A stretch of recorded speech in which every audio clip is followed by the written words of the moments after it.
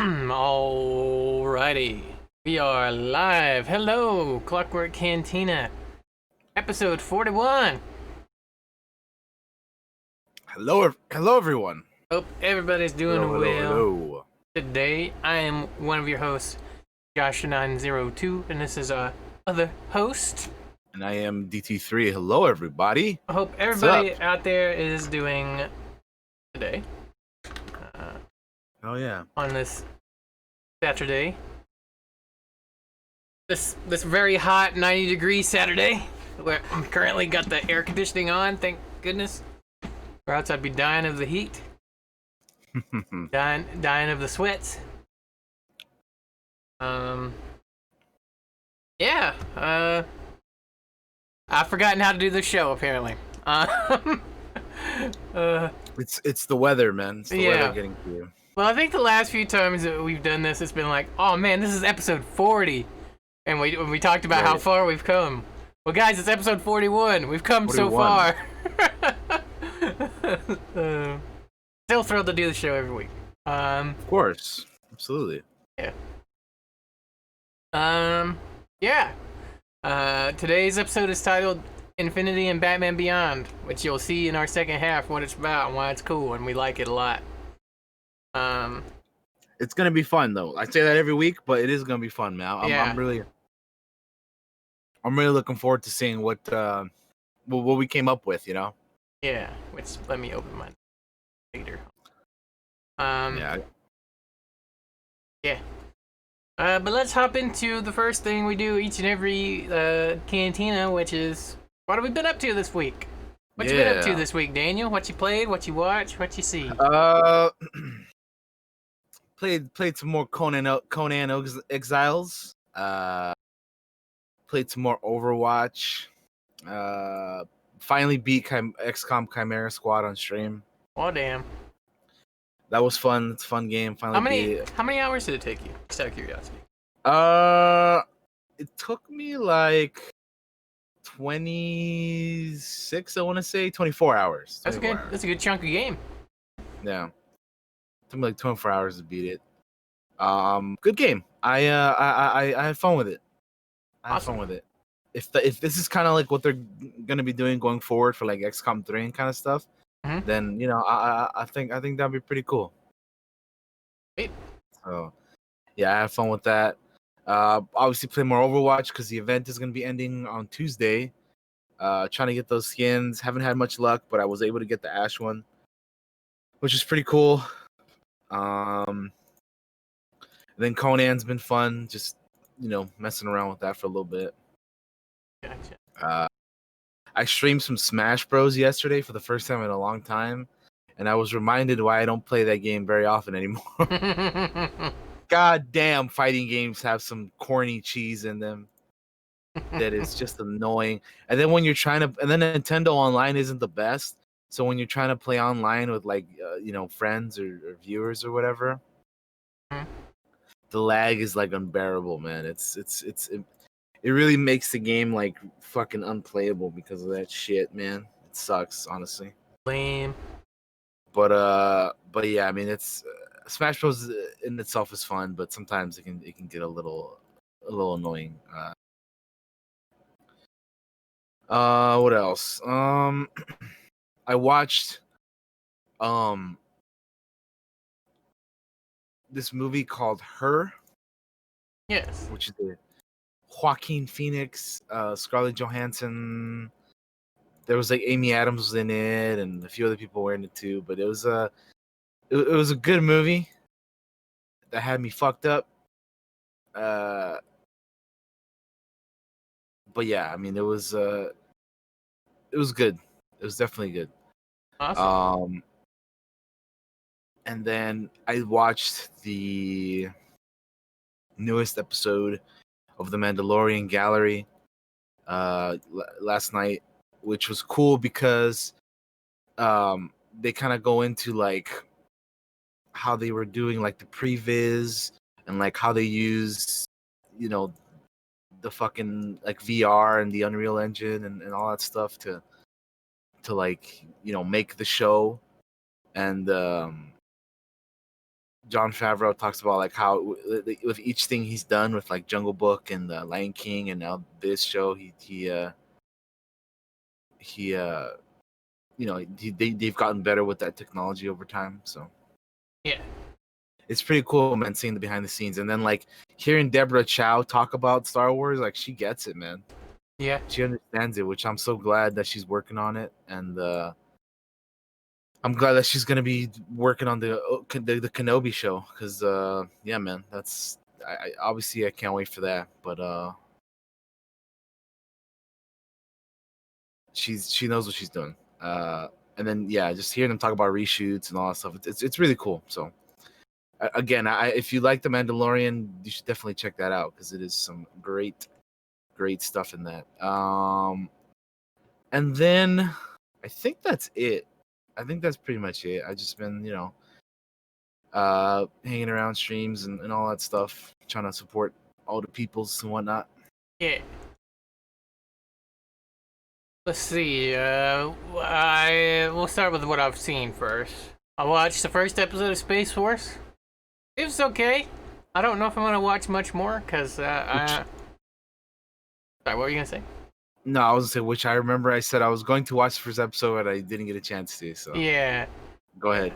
Yeah, I don't know if I'm gonna watch much more of it. I'm just kind of not in the mood for a comedy show at the moment. But I might check it out again at a later date. It's not bad. It's not bad. I guess that's all I can say about it, really. It's not bad. After watching first, I only watched the first episode, so I can't really give you a big review on it, but it's got its moments. I watched GoldenEye. Again. Oh damn. Love me some James Bond, and Pierce Brosnan is like one of my absolute favorite Bonds. He probably is my favorite Bond because I grew up with him. More than I did any of the other Bonds. That's fair. I would have to say the same here.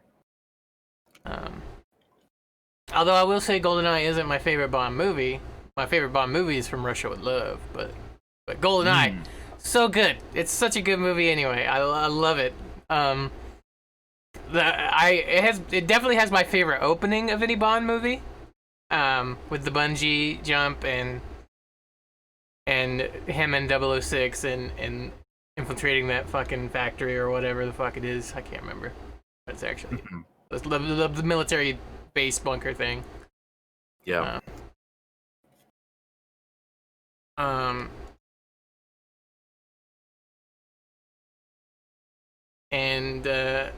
Yep. So that's it. I actually watched that last night, which is funny. Right after I went to bed, I told you I'm just gonna throw a movie on. I might watch it, I might not. Well, I ended up watching GoldenEye and then falling asleep. Oh, that's what you watched. Gotcha. Yeah. Gotcha.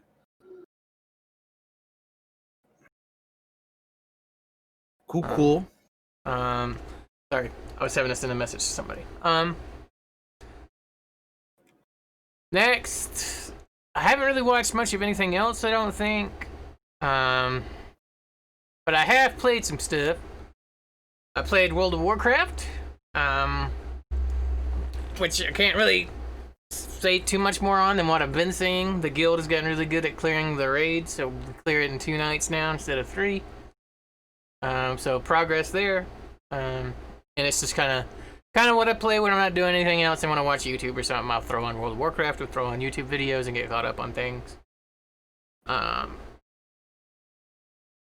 I've played the Command & Conquer Remaster came out yesterday, which I'm sure we'll talk about reviews and game news about it, or at least I'm going to.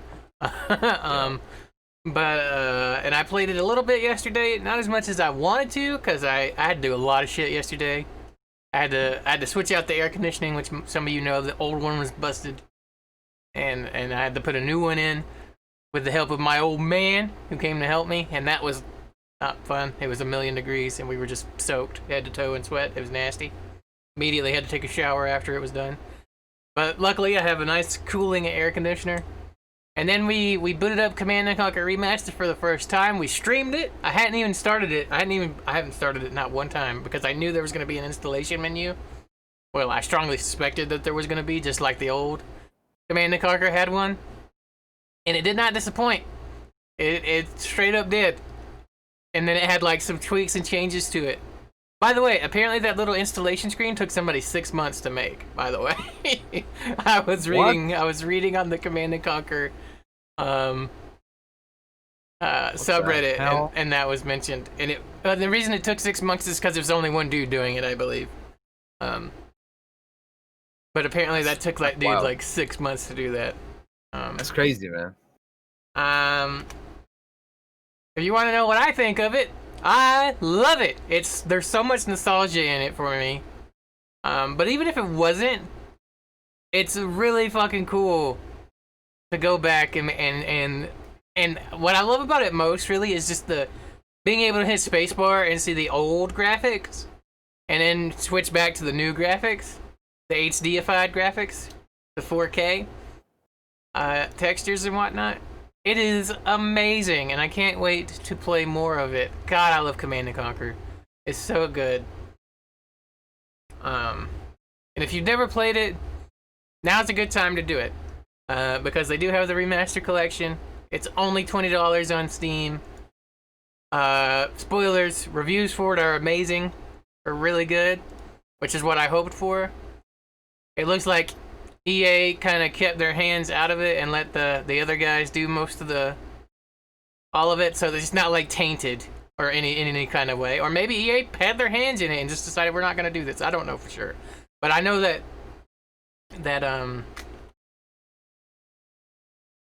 Jim Vasella, who's an EA producer, who is kind of like the one that's mainly been talking with the Command & Conquer community about this remaster for the most part. Not that the others haven't, but he seems to be like the big voice. Really seems to care about that franchise a lot and cared a lot about this remaster. Mm-hmm. And it's good. It's good. I highly recommend it to anybody that's... If you've never checked out Command & Conquer, now's the best time to do it. And if you've played it before and want to do it again, now is also a really good time to do it, because now it looks great. And you kind of have to adjust to those old school controls again. Because I did. I'm like, wait, I have to mouse to the side of my fucking monitor to move around? Oh, that's right. It's been so long. God, I love it. It's so good, though. I can't wait to play it. Other than that, that's all I've got. That's all I've done this week. I haven't done a whole lot. Cool. But yeah. Well. Sorry, I need to check something really quick.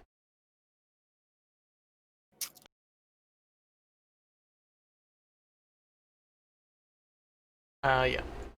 Well, let's hop into some news really quick.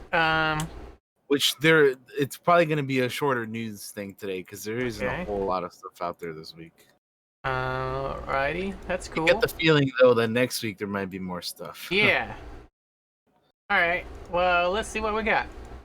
All right, so we're gonna head into the game news for the week. So yeah, let's go ahead and talk about that. Daniel, can you do this solo? Well, I gotta get up for a second and do. Sure. Yeah, hang on. I'll be right back. I'll be right back, stream. All right, everybody, we're gonna head into the gaming news. So let's talk about some stuff here. The first piece of news that I have is that Sony postponed their PlayStation 5 reveal event. As it's been happening lately, a lot of things have been getting pushed back, and delayed. Because of the current events of the world that are ongoing and currently happening. They put out a tweet saying, "We have decided to postpone the PlayStation 5 event scheduled for June 4th. While we understand gamers worldwide are excited to see the PS5 games, we do not feel that right now is the time for celebration, and we want to stand back and allow more important voices to be heard." So, at the time of this recording, it is June 6th. So this event would have happened 2 days ago. But of course, as I was saying, they postponed it, and I don't believe they have announced a rescheduled date. So yeah, I don't believe they have. It's just other than it was postponed. Yeah, they had.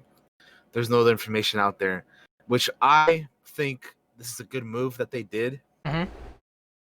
I think postponing the event is good. I think everyone is kind of like, like there's bigger things to worry about right now in Yeah. the world. So I think it was the right choice to do. And other people also doing the same thing. I think it's the right move to wait on some of the stuff. We can wait on this. You know what I mean? Yeah. That's how I feel about it. Yeah. I mean, what's a little bit of a delay? There's nothing. We're used to waiting anyway. Yeah. I was gonna say we've been waiting already anyway. So Yeah. what's a little bit more wait?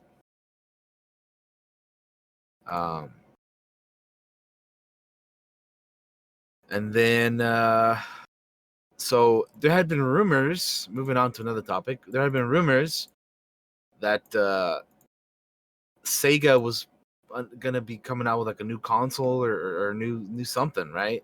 Mm-hmm. I don't know if you'd heard about that, but I did kinda, hear a little something. Yeah. I kind of heard some rumblings here and there. But apparently, Sega announced a tiny Game Gear Micro, which is launching in October.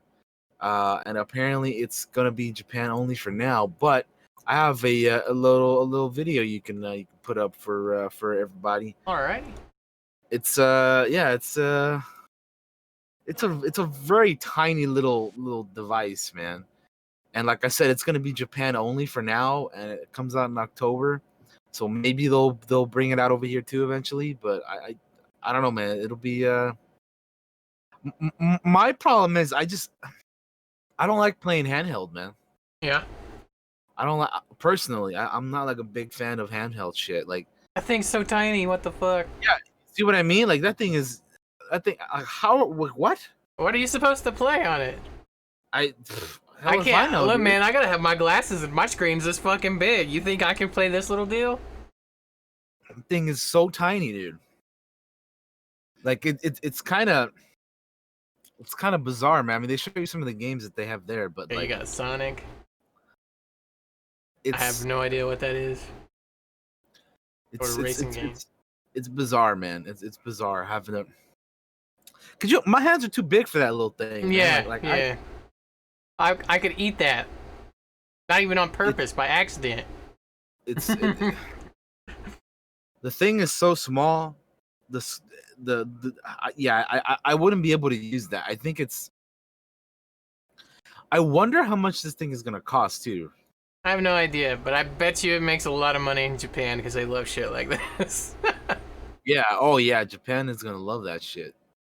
For sure. If it's that small, surely it can't be that expensive, right? I mean, who knows, dude? Well, that's a thing. Yep, It's that's smaller than a belt buckle. it's very, very tiny. Very, very tiny. What's this? Big window thing. What's that do? Does it make it bigger? Did you see that? Big window micro, yeah. But it looks the same size almost. It's like a little bit bigger. It's like a little bit bigger, yeah. Okay. I don't know, man. It's This may not even come to America. it might not. It probably won't, but Well, is this the monies? Is this the yen right here? Is that what that is? How much is that in American dollars? I don't know.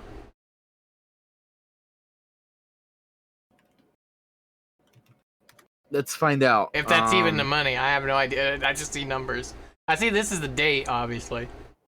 Right? Because it's 2020, 10, so October 6th. Yeah. I'm trying to see if I can. I'm trying to find out how much. Let me see, 4,980 yen, right? Mm-hmm. That's about like $45. Yeah, like almost $50 Eh. for that little thing. Oh my god, I'm looking at some of the comments on this video. Oh, what are they saying? Is this some kind of joke? How are you even supposed to play with this thing? Even small toddlers would have huge problems with holding this device in their hands. Sorry. No, that's funny, man. But it made me laugh that There's already enough e-waste to cover the planet, so we don't need any more crap devices like this. Sheesh, man. They're going hard at this, man. yeah. Yeah, that does seem a little. You know what though? It's probably good that it's a Japanese only type deal, man. Because $50 for a tiny little thing that only has like 4 games, apparently. I don't know, man. I don't know. I don't know. I don't either. Doesn't seem great. Doesn't seem great, to be honest. But yeah. Anyway. I don't understand what the point is, because you can play those old games nowadays on anything just about. So Yeah, but it's like we were saying, man. The Japanese love their tiny little knickknacks, man. I guess they travel a lot. It's true. But yeah, we can move on to something else now if that's all we got. One day, Daniel and I want to go to Japan. By the way, I can check cool. it out. That'd be dope. I'd be down. I don't know if I can stand the flight, but I want to go and visit. I was gonna say that flight is gonna fuck me up, but that'd be a cool trip, man. Yeah. Anyway, let's talk about how EA brought a bunch of games to Steam. Let's do it. So last year they kind of like released Jedi Fallen Order on Steam, kind of like marking their like return to Steam as the EA's return to Steam as they like brought back a couple of the older games too. But as of a few days ago, I think like Thursday or something, they added a couple more games on Steam, and those include Dragon Age 2, Dragon Age Inquisition, Need for Speed Heat, Mirror's Edge Catalyst, Unravel 2, Sea of Solitude, and Plants vs. Zombies, Battle for Neighborville. In total, EA has 25 more games to the Steam marketplace, and moving forward, EA also plans to release new games. Like they recently released the Command and Conquer Remastered Collection on Steam. Yeah, which is where I bought it at. So yeah, going forward, they're gonna be releasing. I think that's kind of like what they're gonna be doing. They'll release the new games on there, and then like every once in a while they'll put like a batch of like their older games on there. You know what I mean? Which I think is pretty cool. So I'm a little like, damn it, Steam, why'd you wait so long? Because I have Dragon Age 2, but I bought on Origin, thinking they weren't gonna have it on Steam. Well, but now that they brought it on Steam, I'm like, damn it, I should have waited. Never expected them to do it, right? They seem so in on their own platform, and now it's like they're backing off Origin a little bit.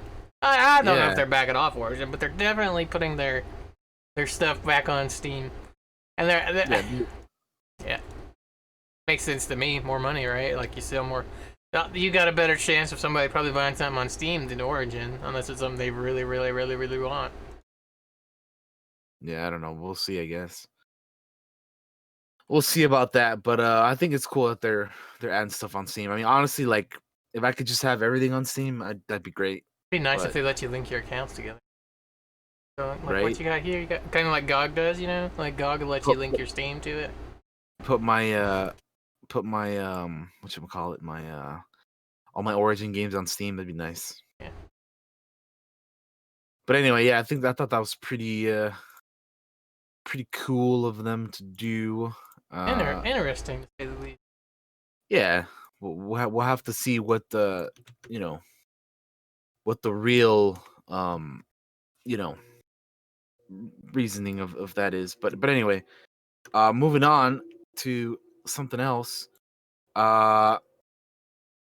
Kingdoms of Amalur is getting a remastered version. Yes, And I'm actually excited for this. they're calling it the Re-Reckoning. Yeah. Uh, I think this actually started as like a fucking leak, and then they were like, "Well, we better announce it." kind of yeah, deal. there was a new listing on the Microsoft Store that revealed the remaster of the 2012 action RPG Kings of Amalur: Reckoning, and it's coming on August 18th. According to the listing, the remaster will have improved graphical fidelity and refined gameplay. It'll also come with all the DLC from the original release. And then, yeah, of course, the title is being called Kingdoms of Amalur: Re-Reckoning. So, I was trying to see if there was a. I guess there's no trailer or anything. Huh? there's some screenshots. Oh, are there? Yeah, there's a couple screenshots. Did you ever Uh, play it? Did you ever play the original? I own it, but I haven't played it yet. I I played have it a not little played it. bit. I think it was a very cool RPG that nobody really talked about. So I hope that Mhm. it, with it getting another go and getting kind of like the re-release, remaster kind of deal, it may become more popular. I'd like to see more of that franchise. But I think it Yeah, for kind of got the sure. short end of the stick at the time. It's one again. It's one of those games that I haven't played that I want to because I heard some good things about it. Like I have it, I own it on Steam. I just there's so much to play and not enough time, dude. Like I want to get. I have a backlog on Steam that I want to get to, man. But then there's just like new shit coming out all the time, and like man, it's rough, man. It's tough. Yeah. So eventually, I do want to stream it though. I feel like that'd be fun. Uh, because I feel like it'd be a good game to play. They're getting it's getting a collector's edition, by the way, that has a fucking statue in it. Have you seen this thing? Let me see if I can find a No, picture. no, I haven't seen it. Let me open that up. Ah, where'd this picture go? There.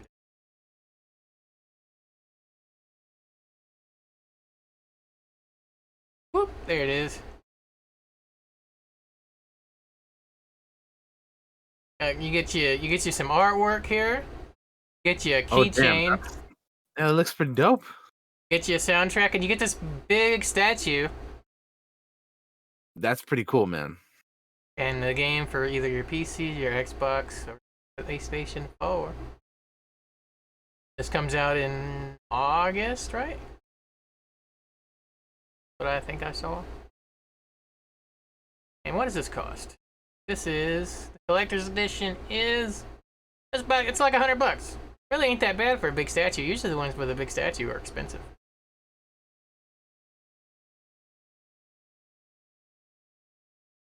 Yeah, it looks cool, man. I mean, that looks like something that they would do for like a brand new game, you know? Yeah, it Not does. like not like something they're remastering. So I mean, it's pretty dope, man. I think it looks cool, and yeah, I haven't played the game, but I want to eventually. Uh, yeah.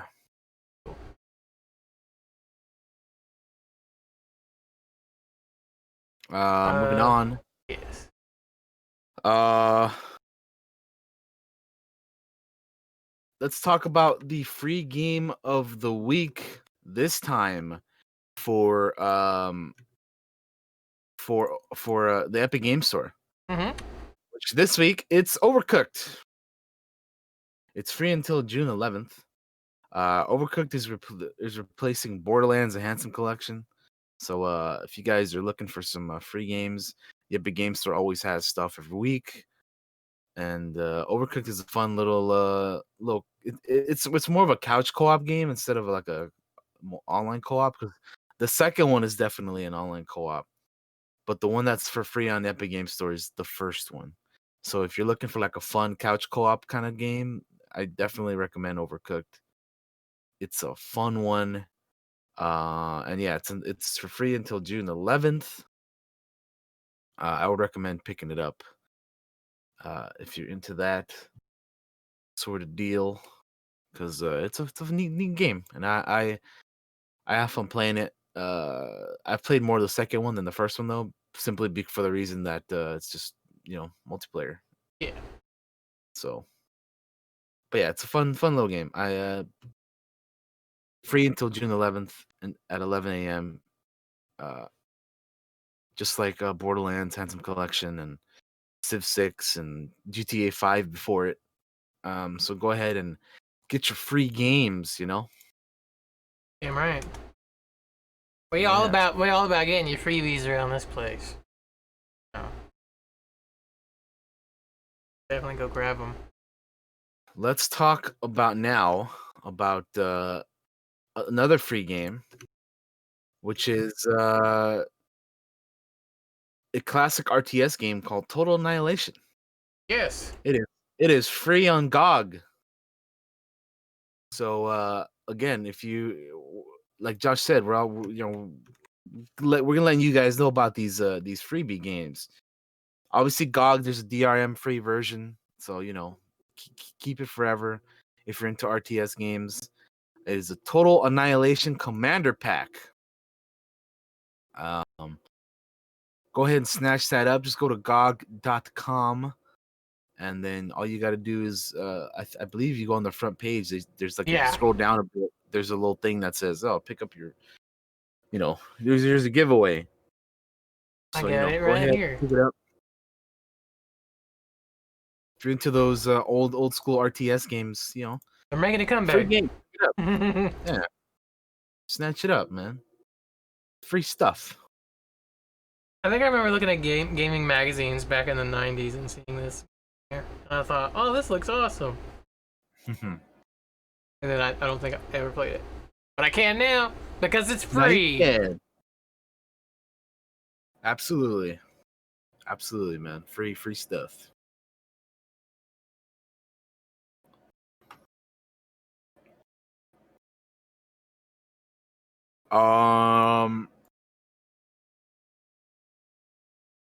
Now the Game Steam Game Festival the Steam Game Festival is going to be or it was pushed back a week to June 16th through June 22nd because before it was supposed to be I believe like a week before. So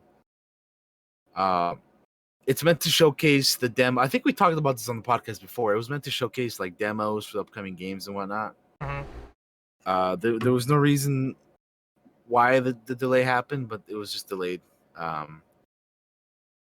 Just pushed back a week. So from the it's not going to be happening from June 16th at 10 a.m. Pacific through June 22nd at 10 a.m.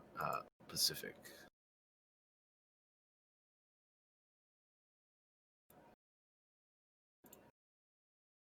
And then I have two other things here, and these are kind of like, yeah, they're kind of they're videos. So let's talk about one of them first, which I'm sure Josh wants to talk about, and that is a Total War Saga Troy. Yeah.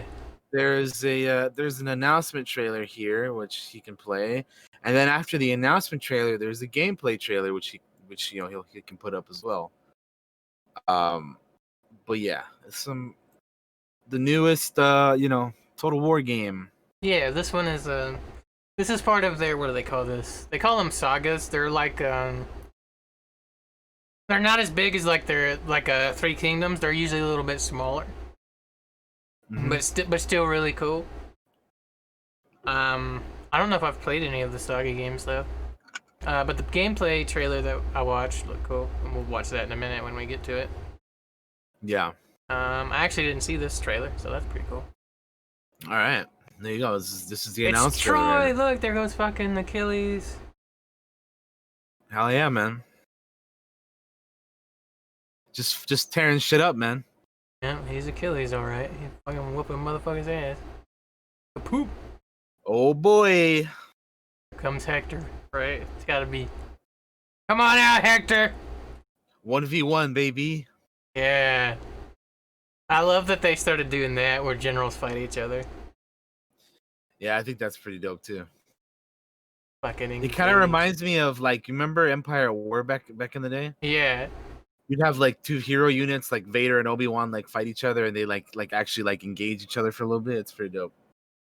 I definitely like stuff like that for sure. Dang, Achilles, you got a shield smashed in the face. Troy, a Total War saga. It's gonna be cool. So that was the announcement trailer, and then Josh will bring up the gameplay one. Yeah.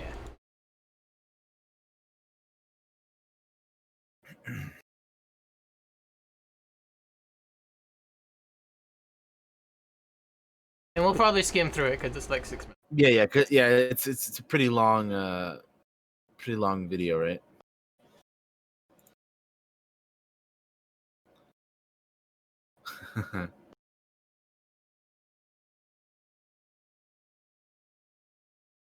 This is the right one.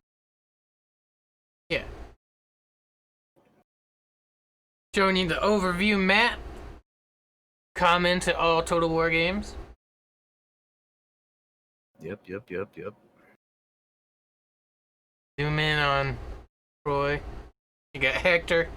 Hector and his boys. Out here Hector wearing. and the homies. It looks like they're rocking purple, so I guess I'm Team Hector on this one.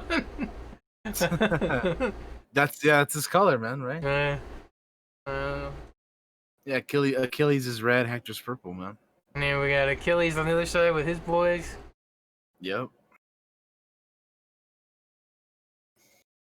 Which I think in this gameplay video, Achilles is actually outnumbered, but I think his troops are better trained or something. I don't remember exactly how it is in the video. They talk. There's developer commentary over this video, so I recommend you guys go watch it with sound in your spare time if this at all interests you. Some pretty cool insight into the game and whatnot. Yeah. Skip ahead to some fighting here.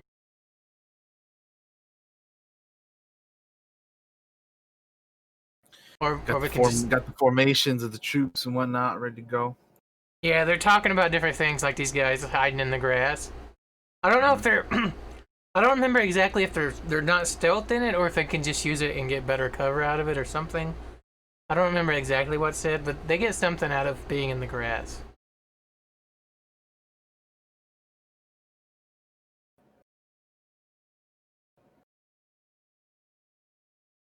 Well, maybe they'll start fighting. There we go. There go the chariots.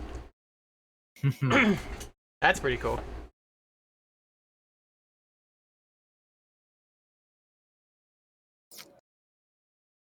Here comes Hector and his boys. Rolling, man. They're charging in.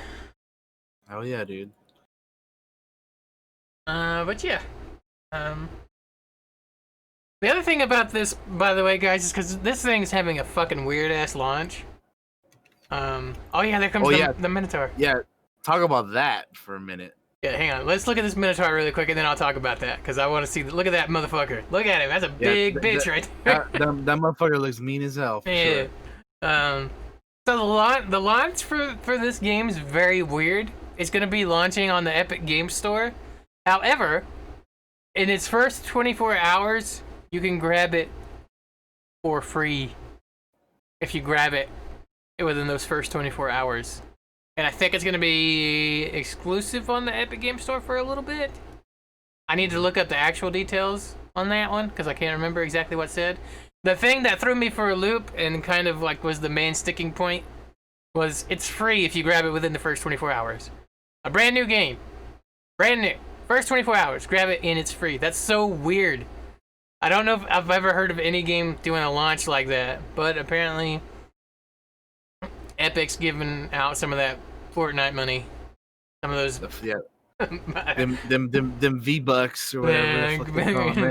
Giving out some of that Fortnite money, and hell yeah, man. You'll be able to grab this completely for free, which means why not? Why not try it if it's at all interests you? Grab it for free, even if it doesn't interest you, because get all the free shit you can grab. For sure, man. I'll try to get. I'm gonna look up as soon as we're done watching this. I'm gonna look up the full details on it so I can explain it in depth. But Hector and Achilles are fixing to face off in a duel in a minute. I always love the cinematic camera views. Oh man, these guys are about to get destroyed in the back. They're flanked from behind. Here it comes. Yeah, cinematic camera views. Yeah, again, like from Empire War, which is when I remember utilizing them. They're pretty dope. You ever play Total War games, Daniel? I don't think you have you? I played. Which one did I play? I Oh, look, played. they're facing off. There they are. I played Total War Warhammer. Gotcha. I've been playing Total War games since the '90s. It's one of my favorite game series. Oh damn! Oh, yeah. Cuts away. Oh Yeah. man! Here it actually says it. Free to claim on the Epic Game Store for 24 hours on the 13th of August. So set your calendars. 13th of August. Get your free shit. That's like 2 months and like a week away. 2 months and a week. If you want your free Total War Troy game. Maybe it's not exclusively on Steam. I mean, Epic. It's free on there. Maybe, I have no idea. Oh no! Wait, hold up. I'm looking at So on Steam it says coming 2021. Okay, so it is So, exclusive. so it'll be on there for a little bit, I assume, and then it'll come to Steam the next year. Yeah, well that's how most Epic exclusives are. Like for Control and like Outer Worlds and stuff, they had them for like a year, before they get added on Steam or whatnot. Yeah. But That's yeah, usually how it goes. Oh yeah, it says it right here. Troy will be an Epic exclusive for 1 year and will be available on Steam August 13th of 2021. So go grab it on Epic. Because it's going to be free that first 24 hours. I can't say this again. Or enough. Get your free shit. We're all about it here. Damn right, man. Even if you're like, my computer can't run this. Fucking snatch it up for when eventually, if you can. Yeah. Grab it. Don't be sleeping on free shit. All right. You have any other gaming news? I got one last thing, and this is like pretty cool because it is some footage of a canceled FPS Avengers game. Yes, I haven't seen this yet.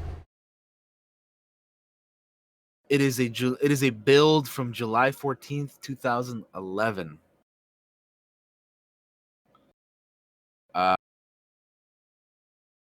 Footage is from an early build of THQ's The Avengers, running on Xbox 360.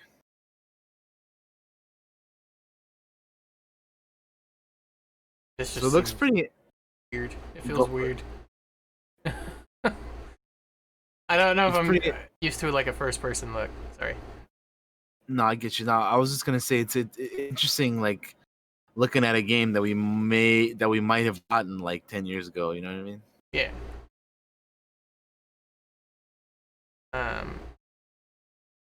It's a pretty long video, so yeah, it's like 10 minutes. I was just watching a little bit of the start.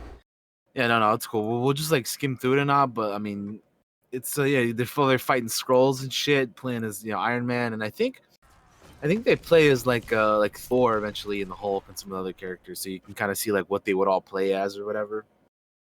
Yeah. But it's like, it looks like a 4-player co-op, which like most of these Marvel games are usually like that. They're like, oh, here's 4-player co-op and whatnot. Because like later today, I'm gonna be streaming Marvel's Ultimate Alliance. Oh yeah. That's a 4-player co-op, and then the new Avengers game coming out in like September. That's gonna be like a 4-player co-op too, if I'm not mistaken. So they love making the Marvel games 4-player co-op for some reason. Which I'm not complaining. I'm just like, it's interesting that they're all usually like that, Yeah. I mean, shit. The more the merrier, man. Fucking give me a 6-player co-op, man. Fucking have all of the main MCU Avengers there, Yeah. Dibs on Hawkeye. Oh yeah, right. Hawkeye would actually be great for an FPS. One like this, like, when you think Yeah, about yeah, it. he would. Yeah, he would be with that bow and arrow, man. Just shooting off the shots all quickly and shit, like he does in the fucking in the movie and shit. Nah, it would be cool though. It would be cool. And yeah, this test build looks I don't know, it looks kind of neat. You can definitely tell that it's like, you know, All right, from hold up. from a while back. What's up? Oh, Thor looks like he's out of Gears of War. Look at him. He looks just like a. It's the best. It's gotta be. He looks like he's straight up out of Gears of War. He looks like a fucking Sons of Anarchy, Gears of War looking ass dude. Yeah. Also, I do like throwing your hammer though. That's cool. Hell yeah, man! Look at that. Boom. Damn, that looks fun. That actually looks kind of fun playing Thor. Right? I just, yeah, man. Sure does. And then like I think they're gonna show you Hulk here in a little bit too. And obviously with Hulk, you're just gonna be smashing shit around. Hulk's my guy, man. I'd probably play as Hulk just to fucking. There we go. I would just like to grab somebody and do the puny god thing, you know? When you like flip Yeah, them on beat the shit out of him. that. Yeah, just smack them around like the shit that they are, you know.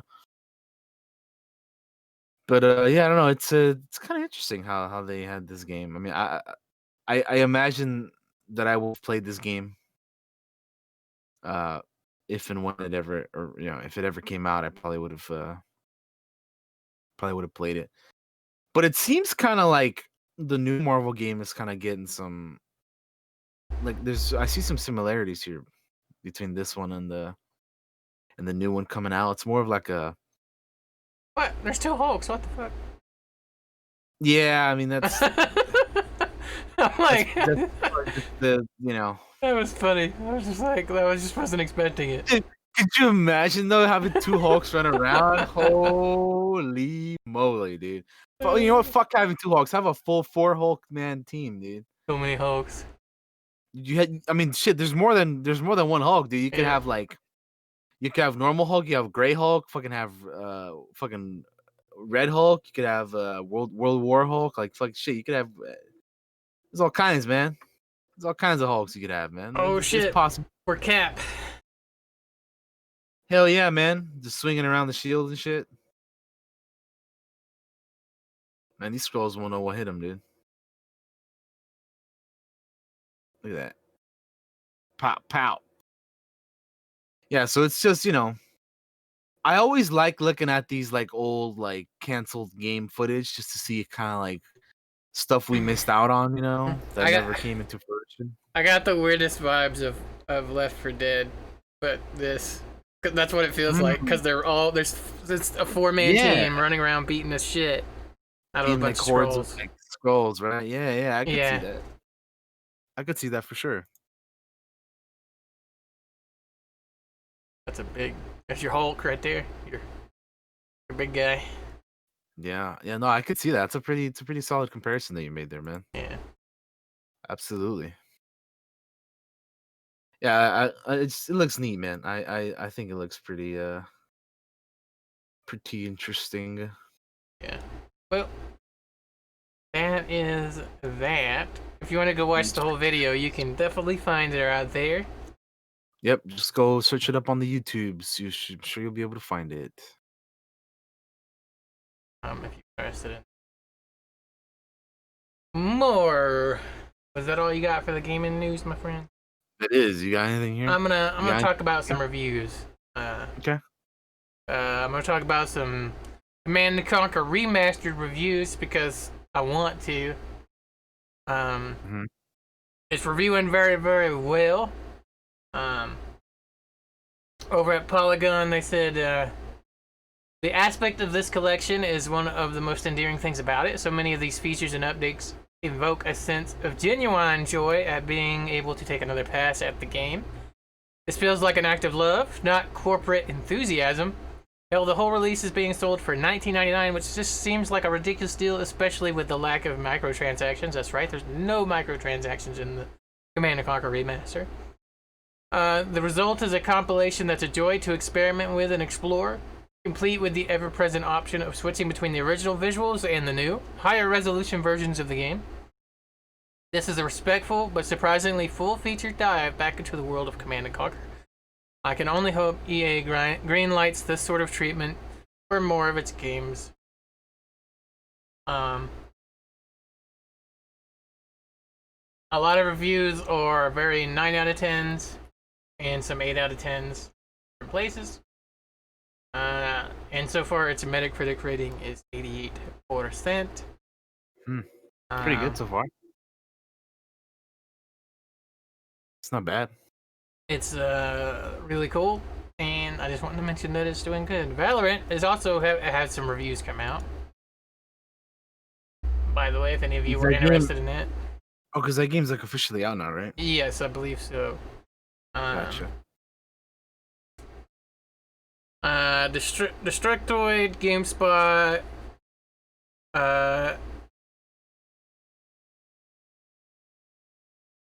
Destructoid and GameSpot gave it a 7 out of 10. IGN and I lost it. I had it and I lost it. IGN gives it a 9 out of 10. PC Gamer gives it a 90 out of 100. If I can read some of this. PC Gamer, they said, with intense gunplay and transformative aging abilities, Valorant is an exceptional FPS that everyone should try. At GameSpot, they said Valorant hooks you match after match with tight tactical gameplay, a bit in a rather bare bones fashion. And things like that. Valorant didn't really appeal to me, but I wanted to give it its due on its review. Okay? Yeah. I was watching somebody stream it the other day, and it looked all right. I mean, it's not something that I would like, that I'm like dying to play, but it's like, I mean, I'll play it if I get like, I was gonna say if I get a key, but like that's, I don't think you need one anymore, right? Like it's out. Yeah. Where can you even? Is this game on Steam or like where is this thing? Where do you play this at? I don't actually know. Oh no, it's. Oh, actually, no, it wouldn't be on Steam, right? Because it's made by shit. Who made this game again? It was made by Riot. the League of Legends people, right? Yeah, the League guys. Yeah, that's how much I know about Valorant. That's about it. Yeah, like I don't even know where to play where do you even play this thing, I guess you'd have to go to a Riot's website. Oh, they have their own website. Playvalorant.com, I guess, is where you would go to. And I guess you download a launcher or something, I imagine. That's kind of lame, but I guess. All right. I have no clue, to be honest. Yeah, I mean, I might give it a shot just to see what it is, because I mean, like it's Yeah. I would at least try it out, but like, yeah, I don't know. We'll see. Anyway, what other reviews we got here, man? That's all I got for reviews. I'm just gonna do a quick check just to see if we missed anything earlier in the week. Okay. Oh my god. It's a dinner rush! Oh lord, I forgot to mute my alerts. Thank you, Val, but thank you for the raid. Hey, hello everyone from the raid. What's going on, everybody? Appreciate you guys. We're just talking over some game news here. Yeah. There was a playable, I don't know if you saw this, a playable dev build of Dead Island 2 was leaked. No. There were screenshots and gameplay videos going around on Twitter, but I never saw any of them, and I don't know if you'd want to show them on here, but... Yeah, no, I never saw them either. But apparently that was a thing that was going around on Twitter. Apparently this game is still being made, by the way. Dead Island 2. Uh-huh. Who knows? Yeah, I mean, shit, that game, they, like, announced, like, how many years ago? Shit, I don't even remember, but I remember seeing it at E3, like, years ago. Forever ago, right? And then we've never heard nothing else about it. Yeah, dude. It's fucking crazy, dude. Crazy. The Command & Conquer Remaster had an official launch trailer. I guess we can watch it really quick. It's only a minute. Sure. Now that the game's out. Yeah. Which Josh streamed, if you guys are interested in checking out some gameplay or whatnot. Yeah, just a couple hours because I didn't have a lot of time. But It was the first time I played a streamed a game in a while. But yeah, if you were big into Command and Conquer back in the day, like I was, I think it was like the first game I ever played. Um, they got the legacy mode, they got the remastered mode. Oh, look at it! It looks so pretty. Plus all the expansion packs. All the expansion packs. They have the missions that were on the consoles only. They put them on the PC, so as well. That's pretty cool. They fully redone multiplayer. And they completely redid a bunch of music with Frank Klepacki. And if you've never listened to Frank Klepacki's music, the Command and Conquer music has probably contributed a lot to its success because the music for it is crazy. I played it a little bit before we started, actually. I had some playing. Some of the remastered. And you should check it out. Command and Conquer Remastered. That was the launch trailer. Quick and painless. Your the little FMV video at the beginning when you started the game up, I was like, "What in the world are we watching right now?" Welcome to Command and Conquer, man. That shit was funny, dude. God, I hope they remaster Red Alert 2, because man, those are the ones you need to see. Those are cheesy and hilarious. They're so good. Oh boy. I think that might be it for us. All right. Cool. Oh, one thing, just because it's not technically news, but I did find it very interesting, and I told you about it.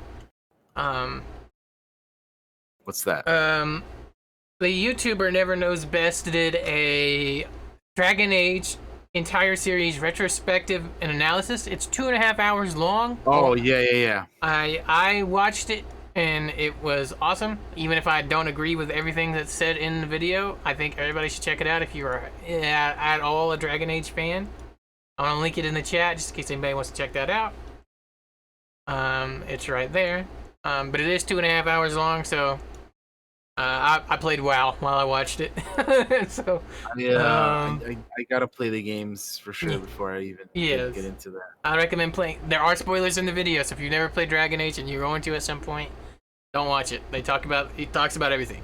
So some big spoilers in there. All right. But I did want to mention it because I thought it was really cool. All right. Cool. That's it for the gaming news. All right, that's it for the gaming news. We talked about a few things here and there. You know, that went on for a little bit. Yeah.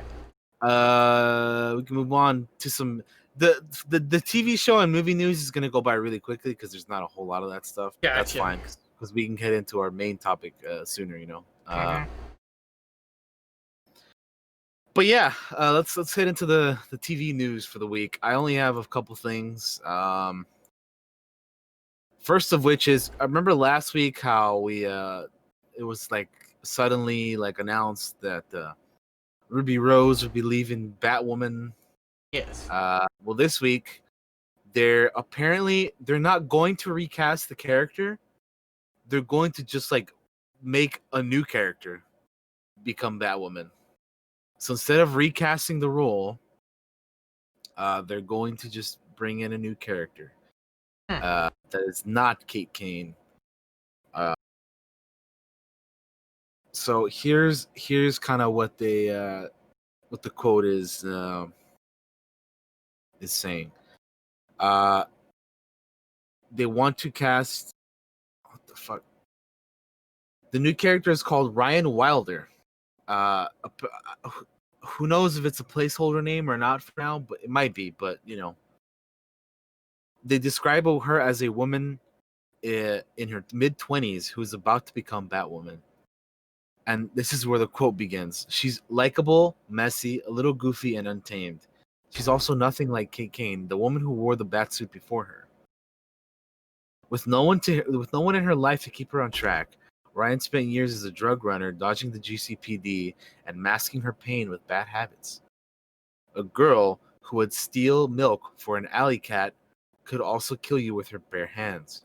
Ryan is the most dangerous type of fighter, highly skilled and wildly undisciplined. An out lesbian, athletic, raw, passionate, fallible, and very much not your stereotypical all-American hero. Batwoman made history last year or this year's, this past season for being the first scripted live-action TV series to feature a lesbian superhero at the top of the call sheet. So they want to make a new character instead of like recasting her, because I remember thinking last week like they'll probably just recast her, and they either like will bring it up somehow or they won't bring it up at all and they'll move on. But I mean, their plan seems to be just kind of going with a new character instead of sticking with the same one, which makes me wonder, as somebody who still like watches the CW stuff, like how are they going to like make this new character make sense in the story that they already have in place? Because some of the other main characters they have in the story are related to Kate Kane. Like one of them is like her dad, and the other one is like her sister and like her stepsister and stuff. So it's like, how are they going to like what are they gonna do to make this character fit in with what they already established in season 1? You know what I mean? Yeah. So that's what's interesting to me. I wonder how they're gonna do that. I'm not gonna like say whether or not it'll work yet because I don't know what they have planned. But again, I still watch this stuff, so I'm curious. I know you don't watch any of this stuff anymore, but No. any thoughts on what they're doing here, in terms of like, again, they're not recasting the same character. They're just gonna like bring in a new actress for a brand new character. I don't know, because I think what's gonna end up happening is people are just gonna be like, it's pretty much just the same character. You just gave him a different name, and it's gonna be like, this is discount Batwoman. I could see those criticisms being a thing, but I don't know. I don't watch it. I let the CW shows go on without me. Josh's watch ended with as they say in Game of Thrones.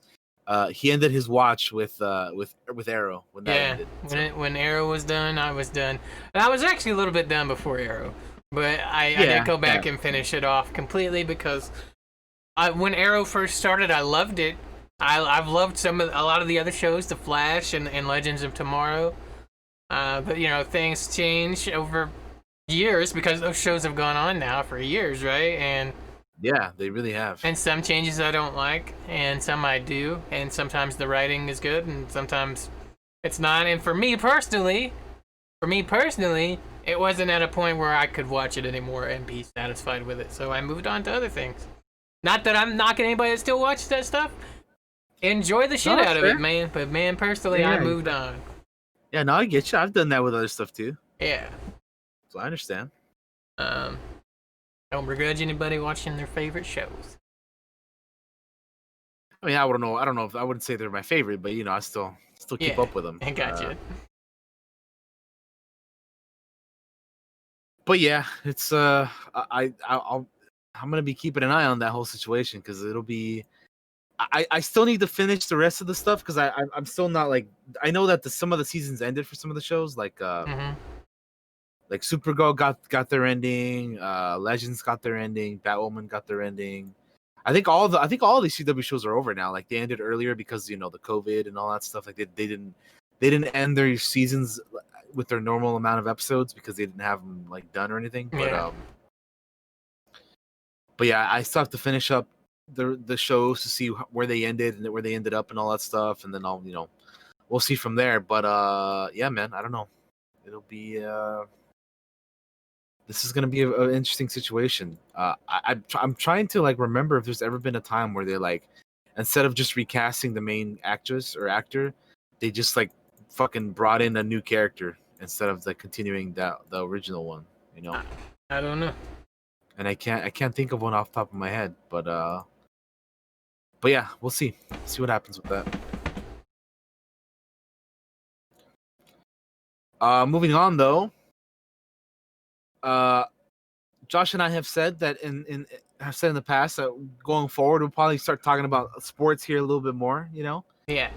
And there wasn't a whole lot of news this week, so I I'm like, fuck it, we'll talk about the NBA's plans to resume play,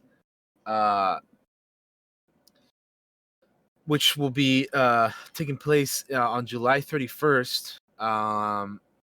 So the NBA unveiled a plan to return to play that would call for 22 teams to play eight regular season games in Orlando, and then pivot to postseason play.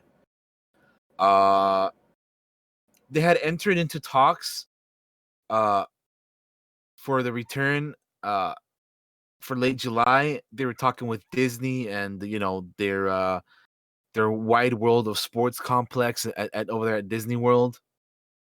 And for those of you who are aware, the NBA suspended the season in mid-March. Like, I think it was like the same day that like Tom Hanks announced he had corona or whatever. Mm-hmm. That was like an important day, because I remember like when that happened, like it was like Tom Hanks has corona, the NBA suspended its season, and like shit just started getting like worse from there, man.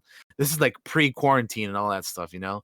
And then like so as soon as that happened, like fucking everything went to shit. And then here we are now. But with the plan that's under discussion, according to ESPN, the league will resume its season on July 31st, with a possible game in the NBA Finals taking place October 12th. And then the league would move on to hold its annual draft and free agency. So usually so everything is kind of fucked up this year, because usually I'm not sure how familiar you are with the NBA, Josh, but That like none at all. okay, so this is very strange, because when they're talking about like October 12th being the NBA Finals, like that's when the new seasons start, like every year. They start like in October, you know what I mean? Gotcha. Or yeah, even before that actually. But like around there is what I'm saying, like October, Mm-hmm. right? That's usually when they start the season. So now they're talking about ending the season during that time, because usually the finals are around here, like June. You know what I mean? Like right now, normally we'd be having the NBA finals, which is kind of strange to think about, but it's just been a fucked up past year, you know. And yeah, it's weird because they're inviting like 22 teams. Some teams like the Atlanta Hawks didn't make it, obviously, like because they just they didn't have good records. Which unfortunately, like talking about the Hawks for a second, they have a legendary basketball player on their team called Vince Carter, uh, who is like the first player in like I think history to play in 4 decades.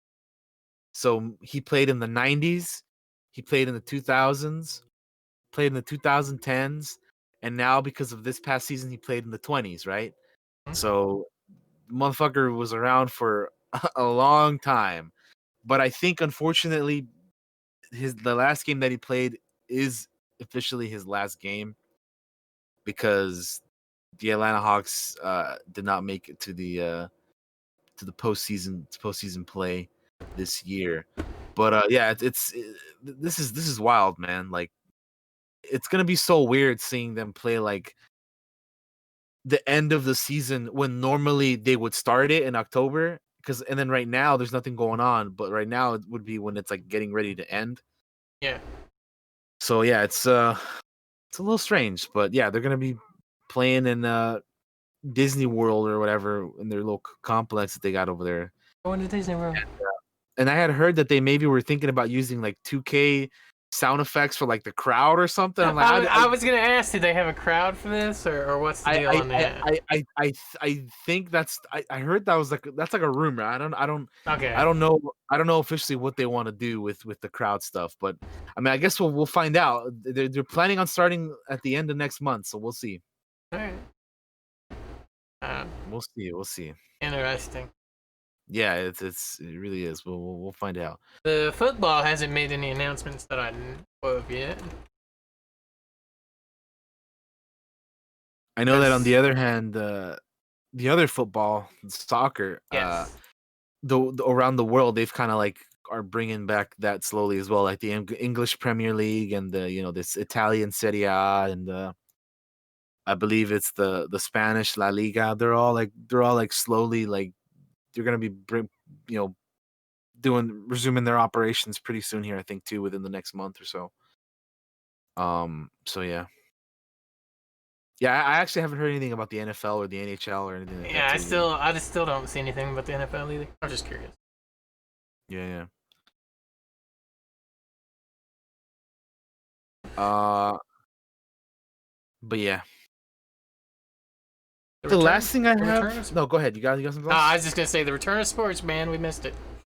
Yeah, I mean, so I miss it, dude. I miss. I do. I really do, man. My fucking basketball team was doing so good this year, man. Yeah. So it pisses me off that fucking all this shit happened. But anyway, I only have one other thing here, and it's not even news. It's just a cool little. It's just a fun little video that I found. Mhm. Uh, the Pokemon Kids TV channel on YouTube made like this old school like Looney Tunes type poke. They call it a Poketune. It's like a little Pokemon video set in the style of like Looney Tunes, which is Oh, pretty that's cool, cool. man. Yeah, check this out, man. They call it a Poketune. So again, it's from the Pokemon Kids TV YouTube channel. So you know the intro and whatnot is gonna be a little kitty and the outro or whatever. But like, I just the Hold animation up. style. I love What? this, by the way. That's on screen, right? This looks Yeah, amazing. the Poketune. I'm telling you that's like just watch the whole thing. It's Oh, pretty this is dope, great. I love it. right? Look at that. It gives you that nostalgia from all that old stuff. And Yeah. like, I know you guys can't hear the music or anything. Watch it with sound because they have like old school sounding music too and whatnot. I love it, dude. I think it's pretty cool. I kind of wish that like more like people or whatever did more old school stuff like this because I personally like it, man. Yeah. It's one of the reasons why like I never played Cuphead, but I always thought Cuphead was kind of cool just because it had that old school vibe to it, you know? Yeah. You can watch people play it. Yeah. Like, yeah, this Yeah. definitely has that feel. Yeah, man. I mean, look at it. It's so cool, dude. Just the old school like cartoons from back in the day, man. And this is just Ah! fucking Pokemon doing it, man. Like it's so neat, dude. I miss old school cartoons. Same, man. I mean, look at this silly shit, dude. Like Yeah, this look at is the like fucking straight up, train. That's so. Yeah. right? It's so cool. Like you'd never think to like see something like this again, man. But like here we are in 2020, and fucking Pokemon of all things is doing it, dude. I'm like, what? That's so cool, man. So yeah, as soon as they saw us, I'm like, oh man, we gotta watch this because it's fucking cool, man. Pretty neat. And like, I'll be honest, I have no idea which Pokemon this is that we're watching right now I don't know what it's called either. because I'm just not caught up with some of the more recent generations and whatnot. I'm a Gen 1, 2, 3 kind of guy. Like especially Gen 1. Like Gen 1's my shit, right? Like when Pokemon was first coming out, I was into it quite a bit. Played Pokemon Stadium and watched the anime and collected the cards and all that stuff when it first came out. So I'm more familiar with that kind of stuff. I'm But I I'm mean, terrible with remembering names. but regardless of knowing which Pokemon this is, I fucking love this animation, dude. It's so cool, dude. So neat. And then I've seen this little like bootleg Pikachu looking thing. I don't know. I forget what that thing is called, but I wonder if like I've Aaron seen. has seen this. I don't know. He knows. I don't. I'm sure he would know what every one of these are fucking called. I mean, this video just came out like 2 days ago, so Oh, did it? it's like, yeah, it's like very recent. Okay, I didn't realize it was that recent. I thought, oh, it's probably Yeah, been out a week or two. it's pretty recent, so I'd he probably hasn't. But Mimikyu, is that what it's called? I have no idea. I think it is something like that. That makes sense, like a mimic of Pikachu or whatever. Like that's it looks like a rip off bootleg Pikachu kind of thing. I'll be honest, if I saw that thing in a dark train car, I'd freak the fuck out. Like what the fuck is that? Like a deflated balloon.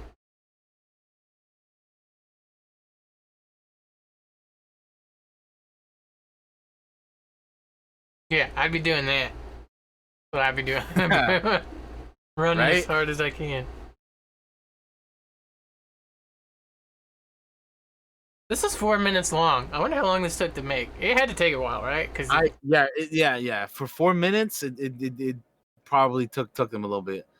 But it's really cool. Look at it. It's like that silly, like old school cartoon shit. You know, they're like, "Oh, I'm chasing you around until the fucking thing ends," and oh, the end. I guess this is the names: Farugu and Mimiku. Oh, okay. Yeah, but that's pretty much the end of it. Clever. It's pretty cool, man. I thought it was pretty damn neat. Yeah, that is cool. I thought it was pretty damn neat to see some little old school Pokemon cartoon action going on. Yeah, and if they do more of that, that'd be kind of cool, man. Maybe with Pokemon that we do recognize would be cool, right? But anyway, yeah, it was neat. I enjoyed watching that when I did. It's pretty cool. Yeah.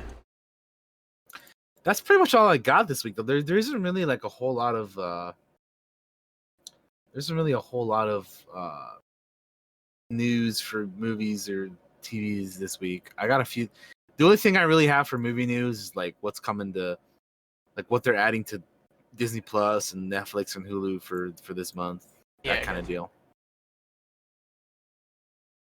Because I mean, well, we'll talk about it when we get to movie news, but yeah, that's all I got for TV.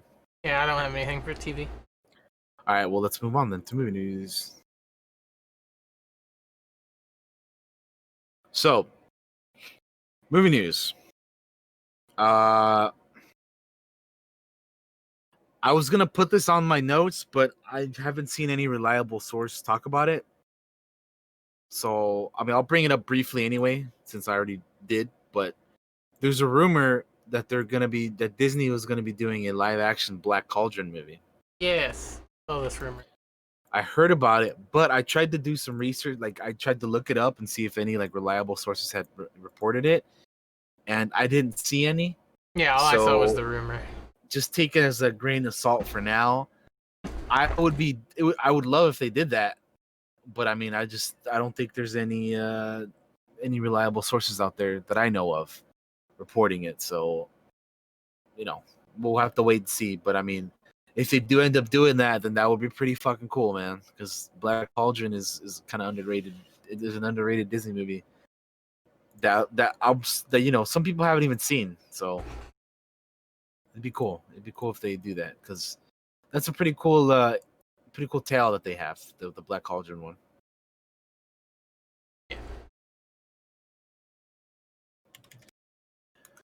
But let's move on to some of this other stuff, like what they're going to be adding to like what's coming to Disney Plus for this month. So obviously we're already like the month has already started, but they'll be adding like Artemis Fowl, the movie on June 12th, which was supposed to be a movie that was supposed to come out in theaters originally, but then everything that happened, and they're just putting it on Disney Plus because honestly think that that's probably would have been the best bet for that movie anyway, regardless of whether or not this stuff happened. But they're adding that on the 12th. I'm not gonna go through everything because there's just too much stuff on all these lists, but I'm gonna just bring up some things here worthy of note. You guys can go check out the list. They have you can go to like THR or like Variety, and they have like, oh, here's what's coming to the this month for Disney Plus or Netflix or Hulu. Just check out those websites. They'll have lists. June 19th, they have Schoolhouse Rock season 1. Oh man, Muppet Babies Playdate season 1, 101 Dalmatians season 1. I didn't even know that was a show, but there you go. Tinkerbell and the Pirate Fairy. June 26th, though, we were talking about Percy Jackson during our Greek mythology episode. Percy Jackson and the Olympians, the Lightning Thief, is coming on June 26th. Tarzan 1 and Tarzan 2 are coming on June 26th. Into the Unknown, Making Frozen 2, which I'm sure is like a documentary or something. And a few other things, but those are like mainly the main stuff coming to Disney Plus this month. Not a whole lot that's like, wow, like, oh man, they're adding that. But there's a few things in there. Like I didn't even know they didn't have the original Tarzan on there already. I didn't either. But they'll be adding that on the 26th.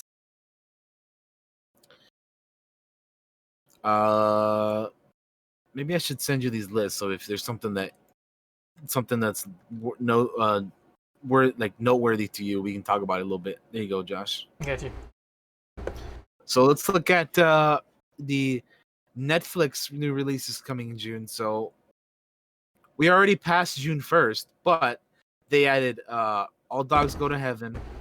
They added Clueless. They added Casper, E.T., The Extraterrestrial, The Disaster Artist, Inside Man, Silence of the Lambs, Starship Troopers, which, hell yeah, I gotta rewatch that movie again soon at some point. Yep. V for Vendetta, Walk Hard, The Dewey Cox Story, Zodiac, West Side Story, You Don't Mess with the Zohan. Have you watched that? You Don't Mess with the Zohan? I've seen like pieces of it. I've never seen the whole thing. That movie's a trip. I haven't seen it in a while. Well, it's on Netflix now, man, if you ever want to rewatch it. Silly. June 2nd, they added the final season of Fuller House, which I don't even know how many seasons of that they ended up doing, but I don't know. June 3rd, they added Lady Bird, which is a movie that I want to check out because I heard it was pretty good from a couple years ago. June 4th, they had some anime, I think. June 5th, which was yesterday, they added the newest season of 13 Reasons Why. They added Hannibal seasons 1 through 3. Queer Eye, if you're into that. And then let's take a look at some of this other stuff we have here looking up. Looking ahead at this month, Josh, now that you have the list in front of you, does anything grab your attention?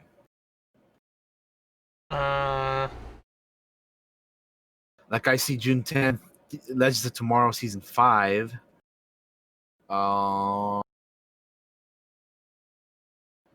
Sorry, I'm still looking through the list. I haven't seen anything that's like grab me and be like, you must watch this. Yeah, I get you. That. June 16th, Frost Nixon. I don't know if you guys remember that movie. Charlie St. Cloud. What else? I'll be honest, there's not a whole lot on there I want to watch this month. That's fair, man. This is just stuff that's getting added this month. Yeah, I mean, there isn't really like there's some days where they're literally just adding one thing. Yeah. There's a lot of one or Lord. two things. I forgot they made a Bratz movie, dude. Oh Lord. But they're adding that on the 29th. We're gonna group watch that, let me tell you immediately. Oh God. Yeah, that's pretty much it. There isn't really anything too exciting this month. Most of the good stuff I think they already added, like on the 1st. Like I said, Starship Troopers, V for Vendetta, E.T., all the good stuff I think is already on there. I haven't watched E.T. in years. I might watch E.T. again. Yeah, man, E.T.'s good, man. E.T.'s good stuff. It's a nice movie, man. And then finally, let's take a look at the Hulu list. Here you go, Josh. Boom. Oh no. So, June 1st, they added Casino, Born to Be Wild, Constantine, Dirty Dancing, Equilibrium. Equilibrium's good. Feeling good action movie. Grown Ups, I Am Legend. Meet the Fockers, Meet the Parents. A bunch of other stuff. There's too many for me here to name off. Fucking Zardoz, Jesus Christ. Is that Future World? You Don't Mess with the Zohan. Look at that. Future World. Future World is I can look it up real quick. Let me check. I have to. Let me look it up here. Is it the 1976 version, or is it some other Future World? I'll find out for you, man. Hold on. Future World is the 1976 one. So this is actually a sequel to the Westworld movie. Oh damn! Okay. The old school Michael Crichton. Future World. PG drama movie 1976, an hour and 47 minutes long. Reporters discover that the director of an exclusive theme park plans to replace world leaders with sophisticated robots. Yep. So that there you go. They have the Westworld sequel on Hulu now. If you want to try that out. The old school from the 70s.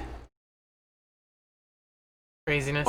Oh, dude, A Beautiful Day in the Neighborhood. The fucking Tom Hanks Mr. Rogers movie. Oh, really? They added that on there. I gotta I'll check be that honest, out, I might get Hulu just to watch that. Yeah, I gotta check that out, man. Let me.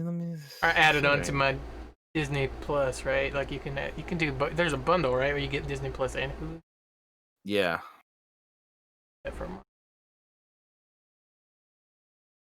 The Tuxedo. I remember that movie. The Tuxedo. Jackie Chan. The Appearance. What else we got here? Where's Waldo? From Paris with Love. I actually like that movie. I like that From Paris with Love. I know some people don't, but. Oh, here we go, Josh. They're adding Child's Play on June 12th. Yeah, I see that. Look at that little fucker, man. Just smiling at you. No. Dragonheart on the 13th. Look, man, I love Dragonheart. Have you watched Dragonheart? I haven't. What? Boy. No, I haven't seen it, man. Boy, we need to group watch that. Dragonheart. They haven't added that yet. They will, though. The group watch that when it's up there. They added that on the 13th. Pan. Oh, bro, is that the terrible Peter Pan movie that they were making with like fucking what's his name?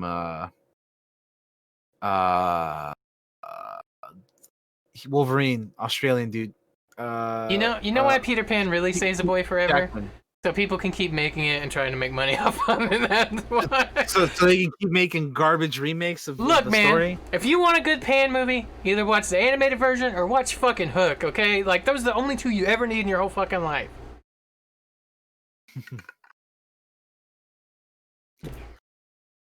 Leave Pan alone. Let him grow up. June 19th, Hearts War, Mr. Bean's Holiday, Natural Born Killers, Out of Sight. Oh man, the new Charlie's Angels movie that just came out like a couple months ago is already going on Hulu on the 25th. June 30th, Mission Impossible Ghost Protocol. I haven't seen that one. That'd be interesting. That's pretty much it, though. I mean, I don't know if anything else calls out to you. There's a few things here and there for me, but I'm just like, the rest of it's like fine. Yeah. All right. That'll probably do it then, man. That gonna be it? Yeah, that's all I got. There isn't really any movie news this week. All right. Oddly enough. Well, I need a mini break before we go into the main topic. That's fair. That's fine. I mean, it'll probably only be about 5 minutes, guys. For YouTube, it'll be for you instantly because I'm just gonna pause the recording and then we'll resume it when I come back. It'll just be a quick 5 minutes. I need to grab food. That's why I haven't eaten anything today, and I've been fasting, so I need to grab food before I faint. We'll be right back after this. I'm gonna put some more Command and Conquer music on for you guys on the break, and we will be right back. BRB, everybody. All right. Hope everybody is back from their little breaks.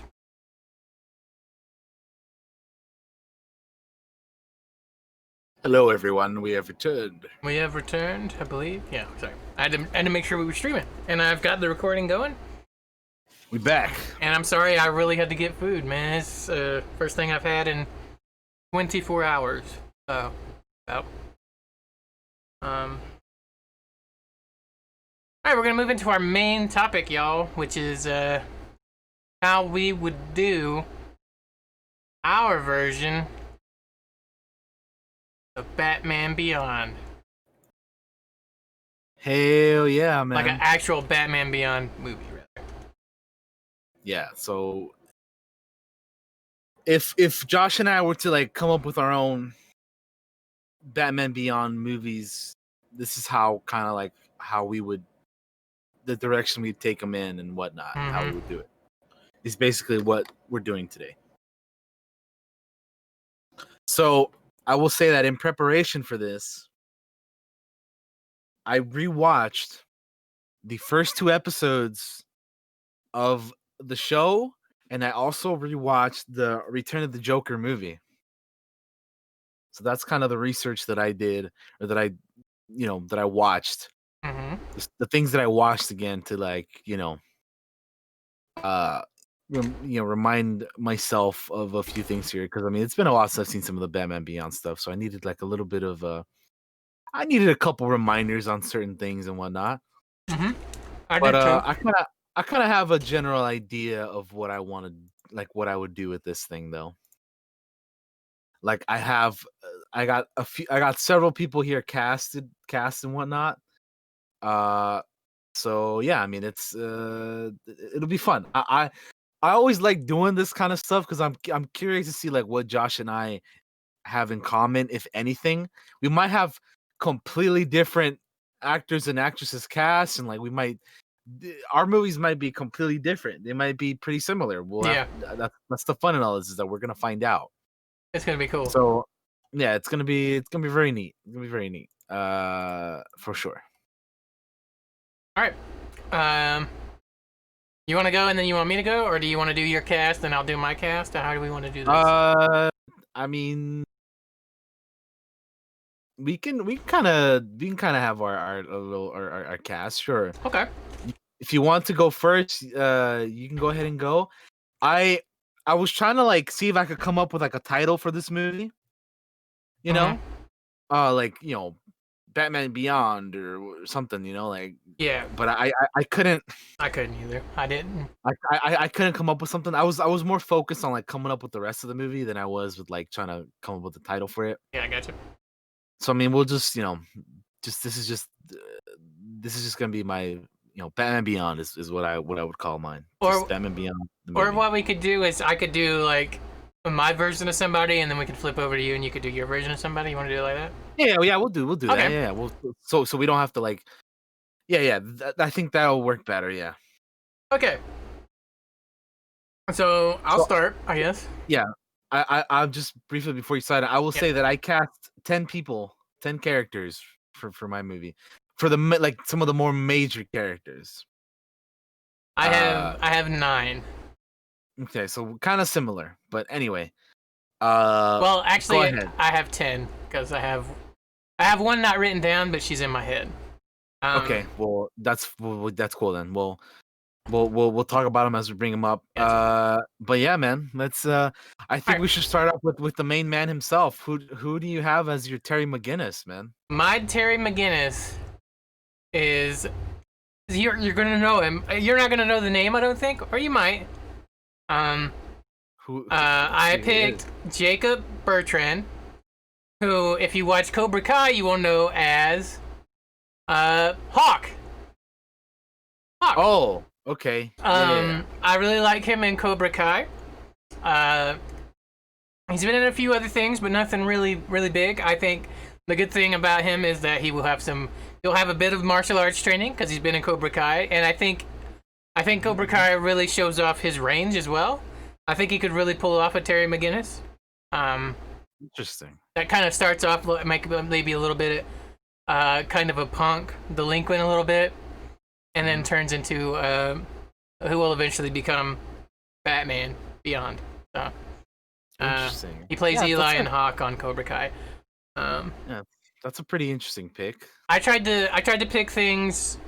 I tried to pick actors I had seen in things, and not go purely on necessarily trying to match up what I think a character from what they should necessarily look like. I tried to go with people I'd seen, so I ended up going with Hawk from Cobra Kai because I think he's one of the most talented actors on that series as well. So, especially because he goes from, if you haven't seen Cobra Kai, minor spoilers, he goes from a very quiet character to a character that's At first, seems like they exude confidence, but there's definitely some underlying um, issues there with self-confidence. So, I really like him. I think he'd be great. What do you have for your Terry? So it's funny that you pick Jacob Bertrand, because I will say that he has been in a movie. He's been in the same movie as the guy that I picked That's funny. for Terry McGinnis. Uh and that is my Terry McGinnis. So I was looking for somebody who would kind of be like around the same age, like as like the character, and as you know, because Terry's like what, like 16 in the show, or something like that. Something right? like that. Yeah. Yeah, they're like young kids, man. So I was trying to go for somebody like that, but like I don't really know too many teenage actors, man. Besides like the Stranger Things kids and the It kids, and Yeah. you got the people, you got the kids from the new Ghostbusters movie coming up. Like those are like some of the more well known ones, but like because I just don't know, right?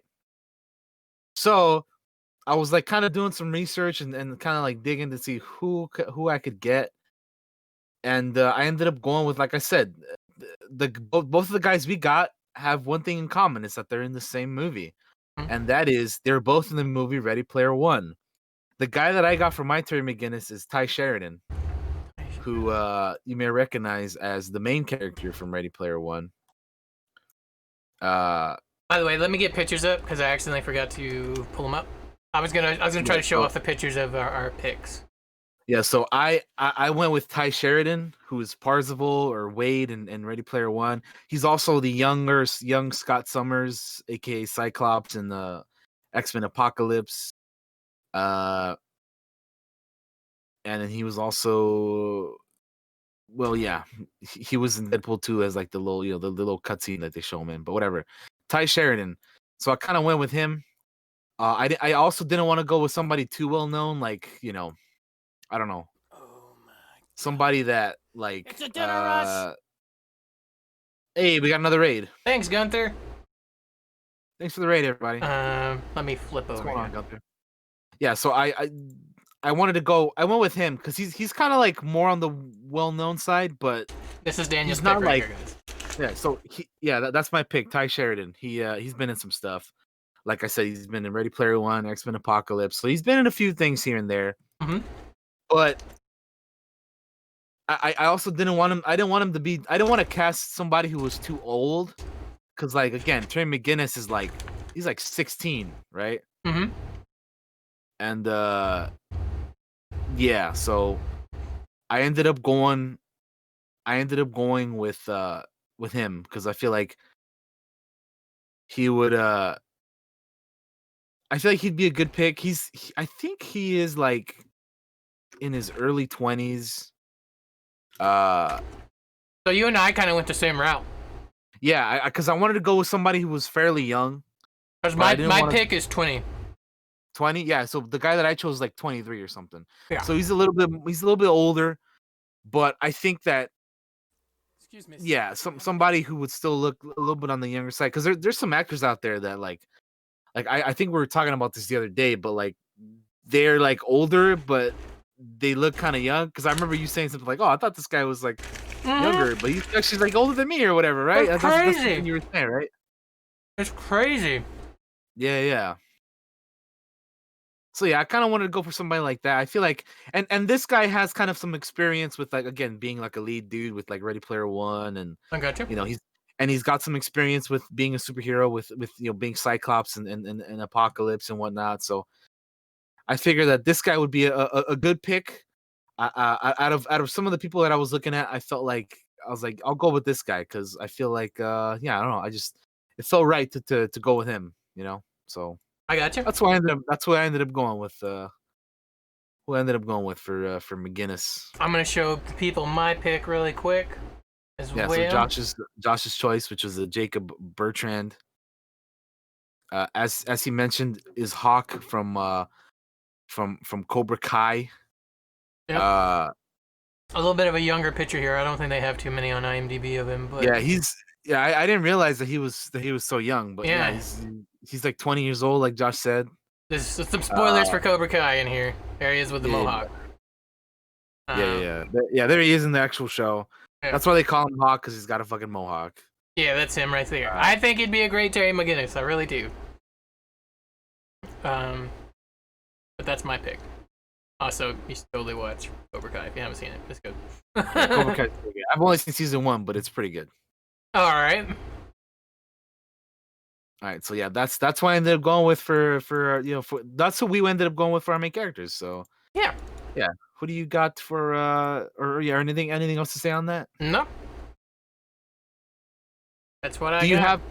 do you like this might be a little bit too extra, but like did you imagine like how the bat suit would look like in an updated, like would it be like kind of like armorized, or like how would you have it?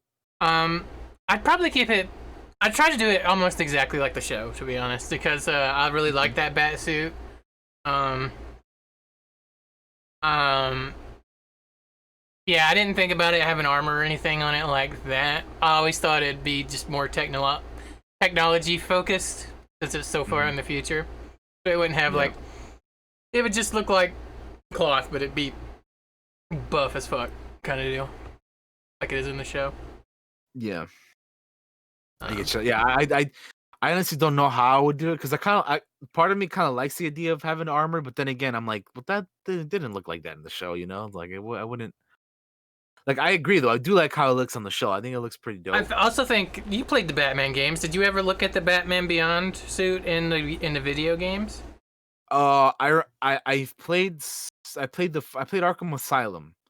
I haven't played any of the other Arkhams. I still need to get to them. Yeah, I got you. So But, some of the they have I unlockable remember suits. I've seen like images and stuff of and pictures and whatnot of it, and I think they have it like pretty armored up in there, right? Yes.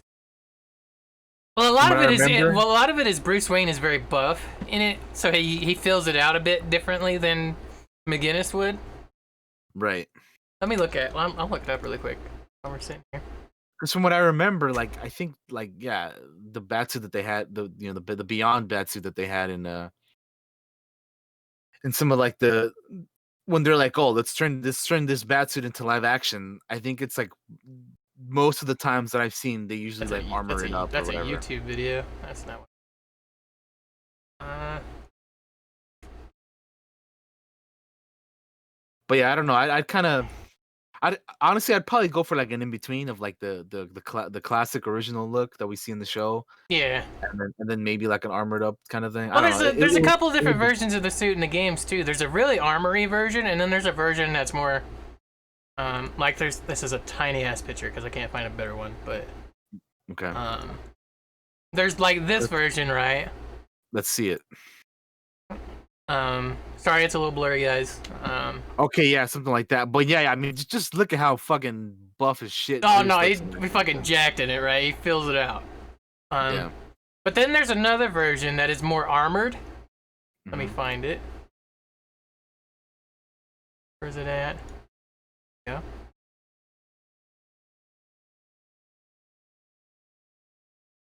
Hurry up and load.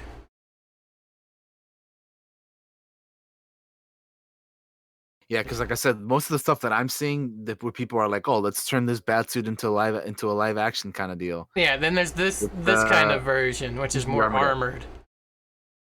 Right? It's got like armor plates on it. Yeah, that's kind of the one that I had seen. Yeah.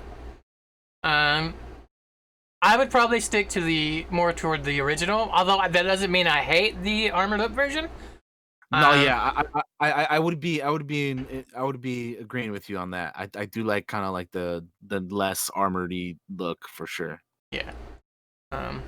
So Because I mean that honestly looks like the Arkham Knight suit with like red on it. yeah. Kind of. So what I would probably do is I'd save an armored version for a sequel.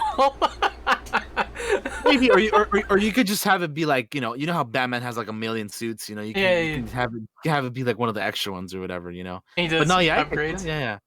I agree with you there. I'd have it more towards the normal thing that we're used to for sure. All right, that was a little bit of a tangent for Well, no, there. I think it's good to talk about the Batsuit because it's such an important. It's almost its own character, right? So, what Yeah, version would you do? yeah, But yeah. for sure. All right, I guess we'll do Bruce next. Bruce, yeah, this one was kind of tough for me, kind of because I was like, because I did some I rewatched Return of the Joker, the movie, Mm-hmm. and there's like a scene in the beginning of the movie where, spoiler alert, if you haven't seen Return of the Joker, there's a scene where or actually no, this is from the actual show, I think. Yeah, it's from the very first episode of the Batman Beyond TV show. I got them mixed up. Mm-hmm. So if you've never seen the show, there's a scene at the beginning where you see, you know, a dude in the Batman Beyond suit fight some uh like thugs or whatever, right? Like some, I don't know, some like lackeys or whatever you want to call them, like just some dudes, right? Mm-hmm. Like, like how you typically see Batman fight guys. So he fights him, but then he's like grabbing his side, and he's like, you can tell it's like a dude who's been like beat up, and he's like just an old dude or whatever. And anyway, we find out that it's Bruce in the suits still, right? Mm-hmm. Being Batman at an old age.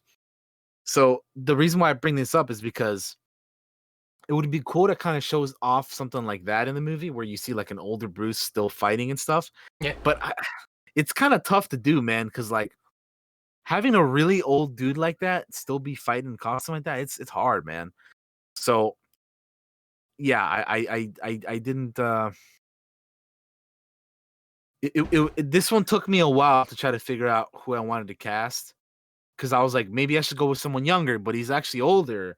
But I wanted to go with someone younger so that maybe there would be a possibility for there to actually be some fight scenes. But like, but then I thought, like, if I really wanted to have him with some fight scenes, you could always just do like a stunt guy, Yeah, I was also in his thinking place. of a You know what movie I mean? magic, right? We could age somebody up a little bit, Yeah. with So some prosthetics and something stuff like like that. that, right? Um, But that was kind of my thinking process on it. But who did you end up casting as Bruce Wayne in this thing? you're gonna know this pick because I've used them for a separate pick before, Oh, okay. um, for a different thing altogether. Okay. But it's somebody that could do that fight scene you're talking about and still pull off being older later, right? So Okay. I ended up going with, and I picked this person a lot because I really like him, but I went with Stephen Lang. Oh, okay. I think he's got a good jaw for Bruce. He could pull off the fight scenes. He's in shape, but he's also old enough that he could pull off the older look, right? So probably age him up a little bit after the flashback sequence, or not flashback sequence, at the beginning of the Batman Beyond, where they show him fighting a dude, and then age him up even more. I think Stephen Lang would be perfect for my version of Bruce Wayne. Yeah, no, I guess I think it's somebody that I hadn't thought about, but yeah, man, I could see it. I could see it. And the other thing I've picked him in before was I picked him for Mike Andrus Ordo because he's got like the perfect look for him. So Right, yeah, I remember you. Yeah, I remember you picking him for that. Yeah, but I think he's got a good look for Batman too, or Bruce Wayne. yeah.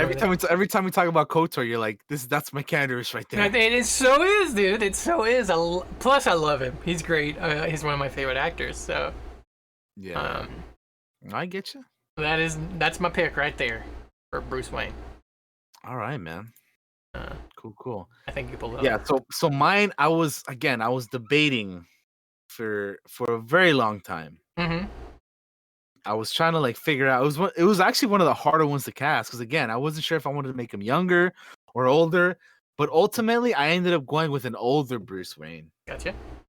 So I'm not sure how much like I'm not sure how much my guy would be doing stuff, but I ended up going with somebody who uh hasn't really ever done any of these kind of movies before. Uh he was pretty big in his day, obviously. Uh I'm trying to figure out when his last movie was. His last movie was a couple years ago. He's more of a director now than an actor nowadays, Gotcha. because he's an older dude. But I feel like this would be a very interesting uh rendition or version of the Bruce Wayne character, because not only is he like an old dude, but I would have to me this would be kind of interesting because again, he's never really done these kinds of like superhero movies or anything like that. But I would have Clint Eastwood be my Bruce Wayne. Yeah, Clint Eastwood. Because I don't know, I just feel like it'd be like such a different like kind of take on the character, and then like it'd be something different for him to kind of do, you know? He was definitely on my list, right? Like he was one I had to Yeah. like. I could have go with Eastwood. I thought about it. Hmm.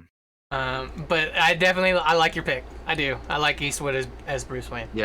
Again, I don't know how much I'd have him like doing action stuff, but I mean, he's fucking Clint Eastwood, dude. Like like he's yeah. Look, man, he can I make you feel tiny just with a look, right? So like side by side comparison that picture to like a picture of Bruce Wayne from the show, man, and you'd be like old ass Bruce, man. There he is, man. let me get old Bruce Wayne picture, and I'll probably put them together. Like, tell me if you guys can see this happening here, because I feel like having a pretty like a side by side comparison there, you'd be like, huh, maybe I could see that. Because to me, I was like, yeah, man, that'd be kind of cool. Because again, like Bruce in Batman Beyond is like in his 80s, I think. Oh, I can't like do a picture in picture. God damn it. I think he's like in his 80s. Yeah, he's like 80 years old, and Here's what I'll do. I'll flop back and forth. okay, that's fine. There's Yeah, old Bruce, if you can see him. And then Eastwood. Old Bruce, Eastwood. Yeah, that's kind of why I was like, yeah, man, I feel like I can make this. Yeah, you can make that work. Make this work. Because he's like 80 years old in Batman Beyond, and Clint Eastwood is like fucking. He's like 80 years old, isn't he? Like he's up there. Pretty old fella. That's why. Oh shit! No, he's older than 80. He's like 90, dude. Yeah. Shit. I mean, yeah, he'd definitely be an older Bruce. But I feel like I don't know. For kind of what I was thinking here, Kevin in mind, I feel like he'd be you know. He could still swing a cane with the best right? of them. Exactly. He fucking knocks somebody out with a cane. So yeah, that's kind of who I have for. I like that pick. Yeah. All right. Awesome. Hell yeah, man. And then again, I just have like a stunt guy or somebody else do like the flashback scenes or some of the younger scenes or whatever. Yeah, I got you. I like your pick. You want to do our Dana's next? Yep, Dana. That's who I have next. So Dana, for those of you that haven't watched Batman Beyond, is Terry's love interest. Terry's girlfriend. Yeah. Yeah. It's yeah. They're kind of already a thing before the show even starts. Yep. And yeah, she is his love interest throughout all of this story of Batman Beyond. Yep. Dana Tan, who's an Asian woman. Yes. Unfortunately, I did whitewash the character a little bit, to be honest, because I couldn't. Because my pick was somebody I liked, and they're from Stranger Things. So. Interesting. For me, this one was an easy pick. I knew exactly who I wanted for. I had a hard time finding a Dana. Yeah, I thought of mine like immediately. I was like, yeah, she's gonna be the one. So yeah, but you're first ahead. So this was the longest one I had a hard time casting. Like Daniel knows, we were in voice chat, I think, and I'm like, I just can't find anybody. And then I finally was like, just who have I seen in something? And my pick is Maya Hawke from Stranger Things. Maya Hawke. Yeah, Maya Hawke, who played Robin in Stranger Things, is my Dana. Because I really liked her in Stranger Things. And I had a real hard time. I mean, a real hard time trying to find a Dana. Because it's hard to find somebody that was for me, it was hard to find somebody that was the right age that I had seen in something. So she kind of sprung to my mind. or my Dana. Um, she hasn't. I don't know what all she's been in. But I mean, she's in the only thing I really know her from is obviously Stranger Stranger Things. Things, and I heard she was in Once Upon a Time in Hollywood, but I haven't seen that yet either. Yeah, I haven't seen it as well. But yeah, that was my pick. I had a hard time trying to find a Dana. Gotcha. Like harder than I think almost any other character. That's crazy, man. Because for me, like I said, I thought of her. I thought of my Dana like immediately, dude. I was like, I know exactly who I'm picking. So for this. who do you got? I did not whitewash her. I kept her. I kept her Asian. I ended up going with Lana Condor, who some of you may recognize as Jubilee from X-Men Apocalypse. Which Yeah, I this is still haven't seen that movie. Yeah, well, I mean, it's not great to be honest, but so this is interesting because both Lana Condor and Ty Sheridan, my Terry and my Dana, have both been in the same movie, X-Men Apocalypse. So they kind of have a little bit of a, you know, a little bit of a superhero background to them. She was obviously Jubilee in that movie, and he was Cyclops in that one. But yeah, Lana Condor, she was in Alita Battle Angel, which I haven't seen yet, but I want to check out. She's also in those To All the Boys I've Loved movies, which I haven't seen those either. But Sorry, it took me a minute to find a good picture. But yeah, Lana Condor. She is. When I was thinking like, who would be a good Dana Tan, who is kind of around the same age as everybody else I'm casting, I was like, she's it. She's the one. I immediately thought of her. And yeah, man, she's I like again out of like I think out of everyone on this list, she was the one that took me the least amount of time to cast, like because her I like immediately thought of her. That's really funny. It took me forever, and then like the rest of it was easy. But Dana was real hard. Yeah, I just because I had thought of her like right away, man. Because I'm like she would be a good Dana. She would be a good Dana. Gotcha. Because Dana isn't really like also she's not like she can take care of herself, right? Like from what I remember, she's not like one of those like damsel in distresses that we see pretty often, you know. So like not that I remember. And then I think like throughout the show they kind of like lessen the role of Dana a little bit.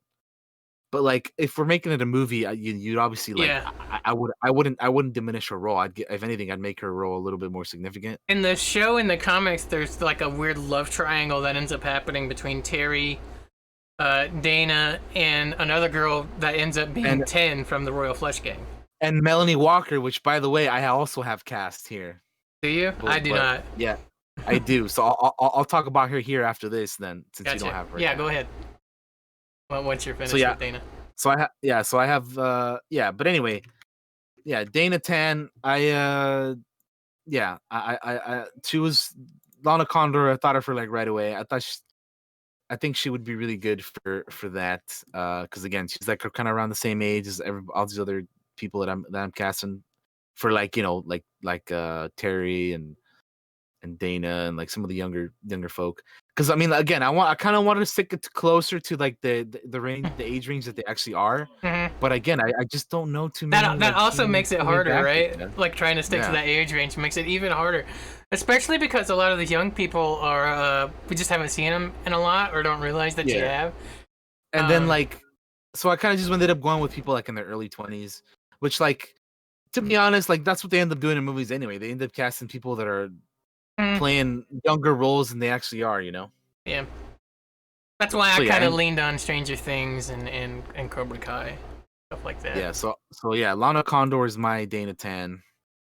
Yeah. And then I'm going to go ahead straight into my Melanie Walker, aka 10. Yes. So this is a character of the Royal Flush Gang from Batman Beyond. Now, the kind of thing that I was thinking is I don't want to make the mistake that other superhero movies do and have like a million villains in one movie. Yep. So I would not have the Royal Flush Gang in this movie, but I would have the character of Melanie Walker in here. Yep. I Uh, get you. I totally get what to you're getting. kind of like to kind of like tease like in the sequel, maybe like there'll be like a real like the Royal Flush Gang will maybe be like the villains of the second movie, right? So Yes. I kind of like throw Melanie Walker in there. It's kind of like she's here and she's gonna cause some trouble with for the love triangle of Dana and Terry and whatnot. And she's gonna be in here like doing some stuff, but she's not gonna be like a main focus necessarily. But you know what I mean, like she's in there to like help set up like the sequel and whatnot. But that being said, you still want to give her a character, not just have her like be like, oh, I'm here to promote, talk about the sequel or whatever, But Mm-hmm. that was kind of my idea with that character is you'd bring her in to kind of introduce her there, kind of like not like in the background, but like not have her be like one of the primary focuses because like she'll be a focus in the next one. You know what I mean? Like I'm thinking ahead here. Like she'll be like one of the focuses of the sequel movie and not this one. I But I still kind of I kind do of the wanted to same thing introduce her. later Yeah, on. I still kind of wanted to introduce her in the first one, kind of so there's like like a little bit of uh uh you know what's the word I'm looking for? Like foreshadowing, Yeah. of like what's to come. So I kind of threw her in here. But my Melanie Walker or 10, again, I kind of wanted to keep them around the same age. And I ended up going with somebody who has been in these superhero movies before. So I ended up going with Chloe Grace Moretz, Uh-huh. who some of you may remember as Hit Girl from Kick Ass. Obviously, she's a little older now, but Okay. she's around that same age range that Ty Sheridan and Dana Condor are. Trying to get a good picture So for you. yeah, so Chloe Grace Moretz, again, she has experience with superhero movies with Kick Ass. She's got experience as being like a main lead character in kind of certain stuff. So I think she'd be a pretty solid pick. 10 is like a blonde haired white girl. So here we go, man. I went with a blonde haired white girl Yep. for She's got the look. Melanie Walker. Yeah. And I think she's a pretty, she's a pretty decent actress. So, and then again, I like her as Hit Girl in the Kick Ass movies, even though she's a little younger there and like, she's just whooping ass. But again, that'll play into, her having to be 10 later with the Royal Flush Gang, So yeah, I kind of went with her just to be like, she's here. She's in this. She may not be a primary focus yet, but just you wait. Gotcha. Just you wait. So yeah, that's why I ended up going with for Melanie Walker, aka 10. Gotcha. Um. All right. I don't know what else we have that are going to be the same, except for I know you have a Derek Powers, and I do. I do. I have a Derek. Okay, so you want me to tell you who I have? I Oh, can do you just have a say it. Max? Do you have a Max? I do have a All Max. right. Well, you want to do Max first before we Sure, do yeah. that? She would. You want to know how I have them lined up? This is how I have them lined up. I have Terry McGinnis, Bruce Wayne, Dana Tan, Max Gibson, Derek Powers, the Joker, Mary McGinnis, Warren McGinnis, Barbara Gordon, and Melanie Walker. That's who I cast Okay. mine. Uh. So Yeah. we'll Okay. do Max next. All right. My Max Mm-hmm. is from uh Lost in Space. I went with Taylor Russell for my Max. Um. Taylor Russell. Um. I really like her in the first season of Lost in Space. I have not watched season 2. Um, Mm-hmm. but I haven't seen season 2 either, but yeah, I've seen season 1. this is her. Um, I really like the first season. I think she's a very interesting character in Lost in Space, and I think she would be a very good Max. I could see it. Yeah, I could see her being Max for Uh-huh. sure. So she is my Max. Nice, man. Who is Yeah, your Max? I haven't seen her in too much, honestly. I haven't So I either. can't really speak about like her acting or whatnot. But I mean, I do remember her from Lost in Space, which is really the only thing I've seen her in. Which I don't know how big of a role Max would play in my first movie, but she would definitely have a bigger role in Because like if I'm sequels. not mistaken, in the show she doesn't really play. She's like more like in Yeah. the second season, right? She would be like kind of like my 10, I guess, is that she'd be there to be set up later. Gotcha. But Gotcha. yeah. Gotcha. Yeah. Cool. Yeah, I could see that happening for sure. My Max I was kind of looking around this one for a while too, but I ended up settling. Well, not settling because I think she's a really good actress, but uh, I ended up choosing. Like, I think she's really good, but I ended up going with Amandla Stenberg, who most recently is known for the movie The Hate You Give, or some people may recognize her as in the Hunger Games as Rue when she was younger.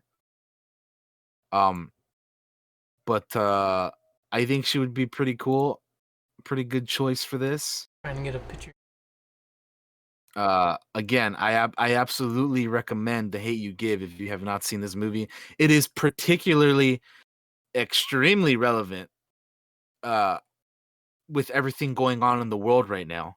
Yes. Like, it is super relevant going on to right now. So again, I would, if you haven't seen that movie, like, fucking watch it, because it is some wild stuff. But anyway, Amanda Stenberg.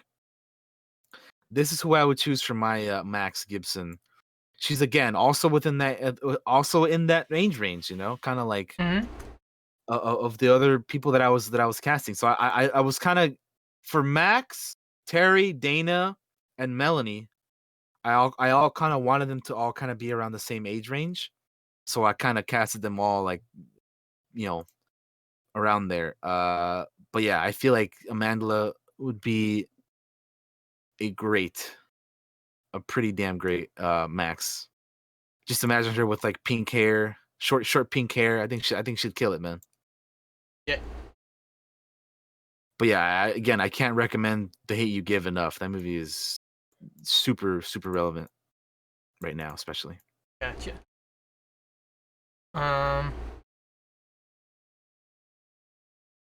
All right. Who'd you have next? Sorry. Derek Powers. All right, so is my Derek Powers. So Right. It's funny about this. I have two. I have two for Oh, Derek do you? Powers, but I'm only gonna do my first pick. And it's because when I was thinking of this character, both of these actors could easily pull off the character. But I'm gonna do mine, and then I want you to do yours, and then I'll talk about my second pick. So All right, that's fair. That sounds good. So this is your Max Powers / Blight. Blight, yes. So which, for those of you who don't know, yeah. sorry to keep interrupting, but Blight is like Batman Beyond's main villain. Anyway, yes. Go ahead. Sorry. Yes. No, you're good. You're good. I ended up going with a little bit of an older actor. He's been in some things. You're gonna know him. I ended up going with for my Derek Powers. I went with James Spader. Okay, yeah. Because fucking Ultron, dude. Because when I look at Spader and I look at Derek Powers, I see him, right? I see it so clearly in my head. Yeah. I can see that happening. For sure. He's definitely a veteran actor. He's been in so many things. He's Ultron, of course, but right, another villain role. But I definitely see him being more in person for this character, like just as him. So not like a bunch of CG or anything. But yes, I think he would be an awesome pick for my Derek Powers. Cool, man. That's a solid pick, dude. Yeah, so that's who I went with. Yeah. All right, who you got? So my pick is interesting based off, given one of the most recent movies that you just watched.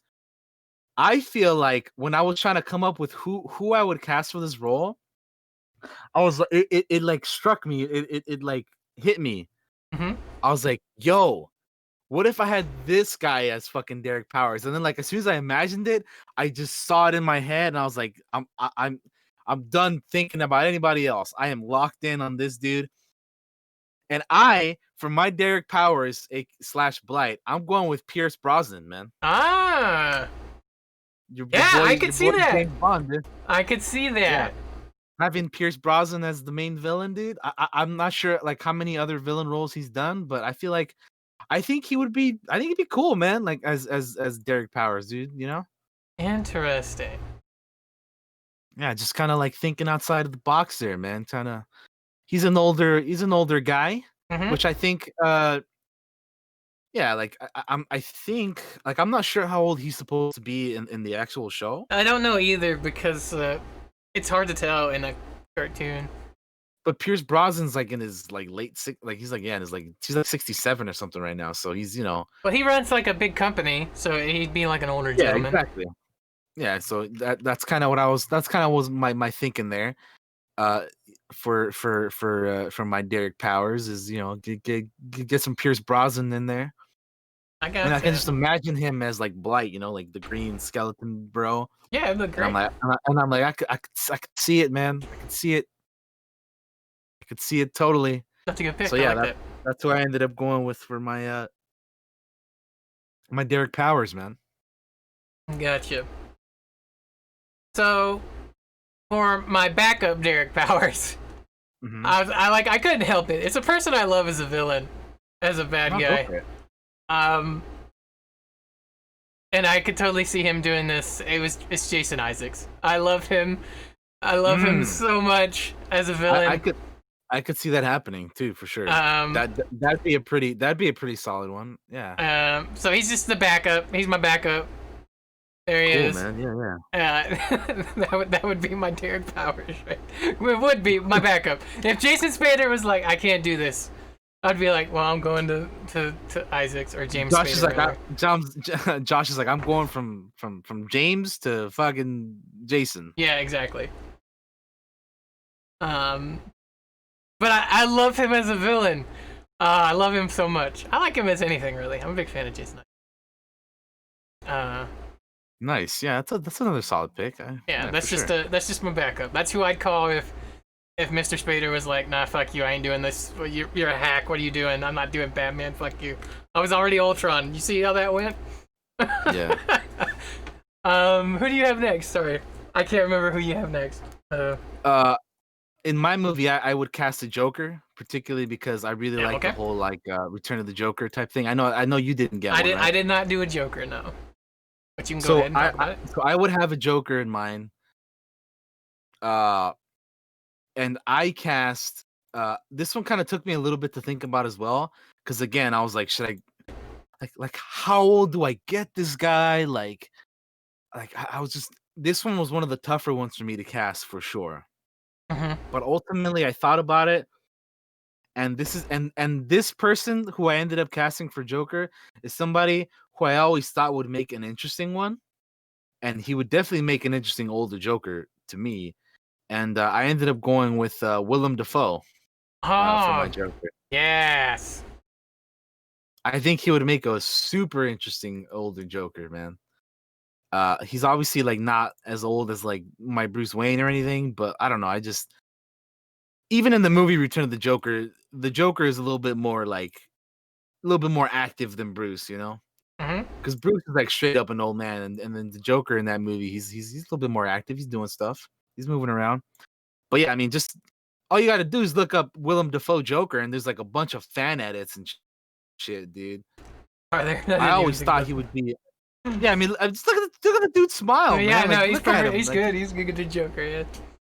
yeah, I think he would be a super fascinating Joker, man.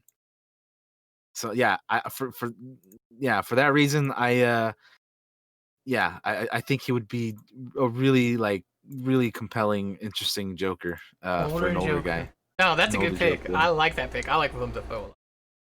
Yeah, so yeah, and then again, yeah, I like Willem Dafoe, so I definitely that's who I would have in my movie as the Joker. Gotcha. All right, who do you got next? I have Mary McGinnis. Who do I think you cast her too, right? I did cast her. me just get a picture ready.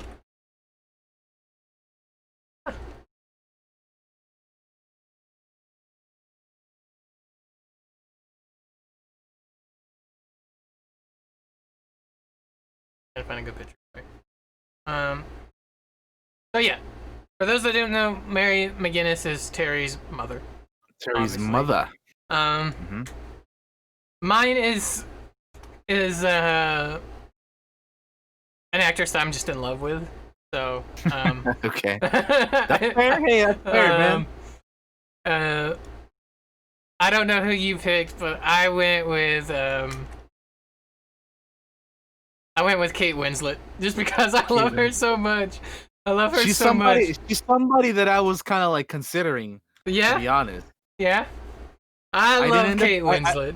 I didn't go with her, but that's not a bad choice. She's absolutely one of my favorite actors out there. So. Yeah, no, I don't blame you for that one. Totally also smitten with her, but that's besides the point. She's got the talent. That's what matters. So you know what's interesting is that you had a backup for Derek Powers. I have backups for both of the parents. Do you? I do not. Because I couldn't decide, man. I was like, who do I go with? But I'll tell you who, who I have for that as well. I do want to say one thing though, which is casting the older characters is so much easier than it was getting the younger ones for me. Because you saw how I struggled with Dana for like an hour. An hour I struggled trying to find a Dana, and I'm not 100% sure I'm happy with that pick, but I was like I'm trying to pick somebody I had seen. So. You know, right? Yeah, no, I get you. But the older characters, so easy because I've seen them in so many different things. Right. Who is your Mary McGinnis? I was trying to decide if I should make her like a little older or like a little younger. Like I was like 40s or 50s, right? Mm-hmm. Like how old should I make her? So if what I ended up going with was making her a little bit older, like in her like 50s or whatever, right? Mm-hmm. So the choice that I ended up going with Catherine Zeta-Jones. Oh shit, that's a good pick. As my Mary McGinnis. I'm in love with her too. I mean, she's a good-looking lady at 50 years old. But anyway, yeah, I ended up going with her. Just picture her with like some. I think Mary's like a redhead, right? I believe so. So just imagine a redhead Catherine Zeta-Jones as a Mary McGinnis. That's kind of who I went with. And then like Catherine Zeta-Jones' husband Michael Douglas is literally Hank Pym, so it's not like she's not used to like having superhero stuff around or whatever. But yeah, I was kind of thinking who's a Mary McGinnis, man? Like there's like Kate Winslet, like you said. There's like I ended up thinking if I was gonna go with an actual redhead, I considered Isla Fisher too. Mm-hmm. Which she's a little younger, but still like I believe she's in her 40s. So Isla Fisher was my backup for for Catherine Zeta-Jones, and then like Isla Fisher's just a natural, I think redhead, because like every picture of her is she's she's a redhead, so she would have been my backup for Catherine Zeta-Jones as a Mary McGinnis. That's kind of who I was thinking for this role, but there's actually like a lot of great picks that you could have gone with. Like there's not a lot of bad choices because there's some really really good actresses within this within this range that you could have chosen. But that's ultimately who I ended up going with, Catherine Zeta-Jones. Ultimately, gotcha.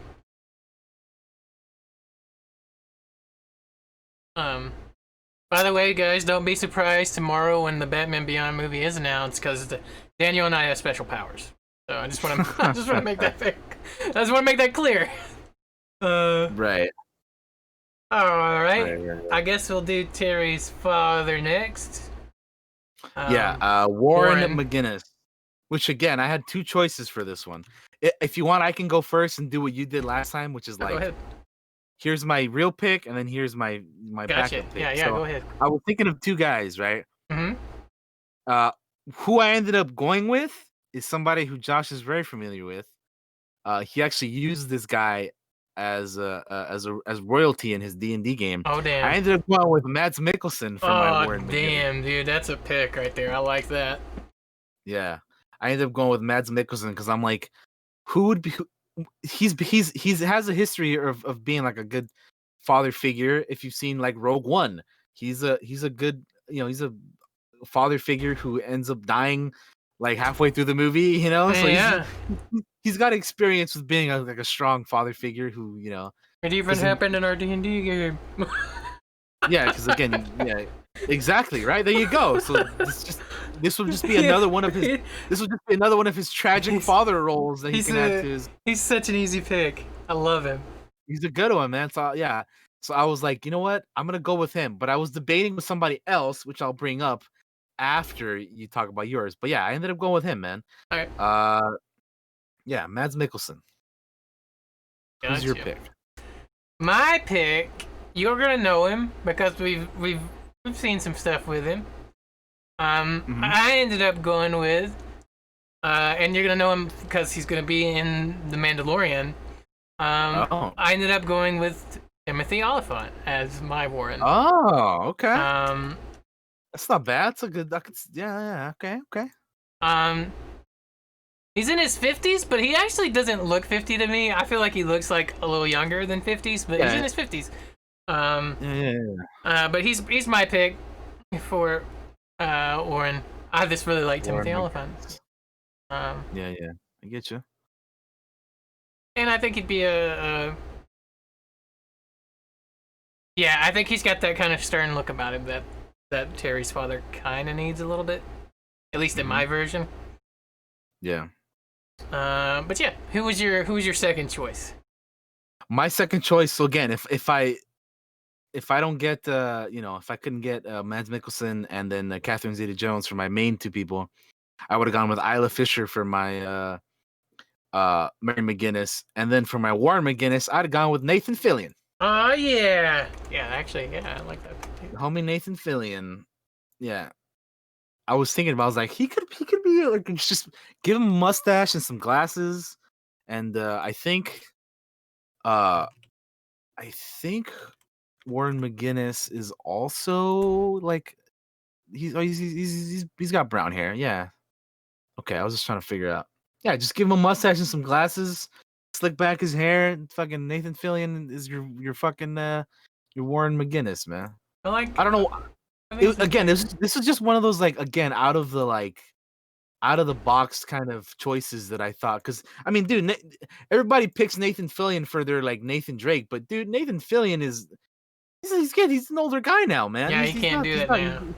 He ain't a spring chicken anymore, man. So I mean, shit. He's 49, dude. He's almost 50. So like, you know what I mean? So I feel like I think he would be if he'd be a really intriguing choice for Warren McGinnis. It's one of those things. Sometimes I just get like these actors or actresses in my mind that I'm like, I could see them for this particular thing, because I mean they're actors and actresses. They could pull shit off, dude. They're magicians, man.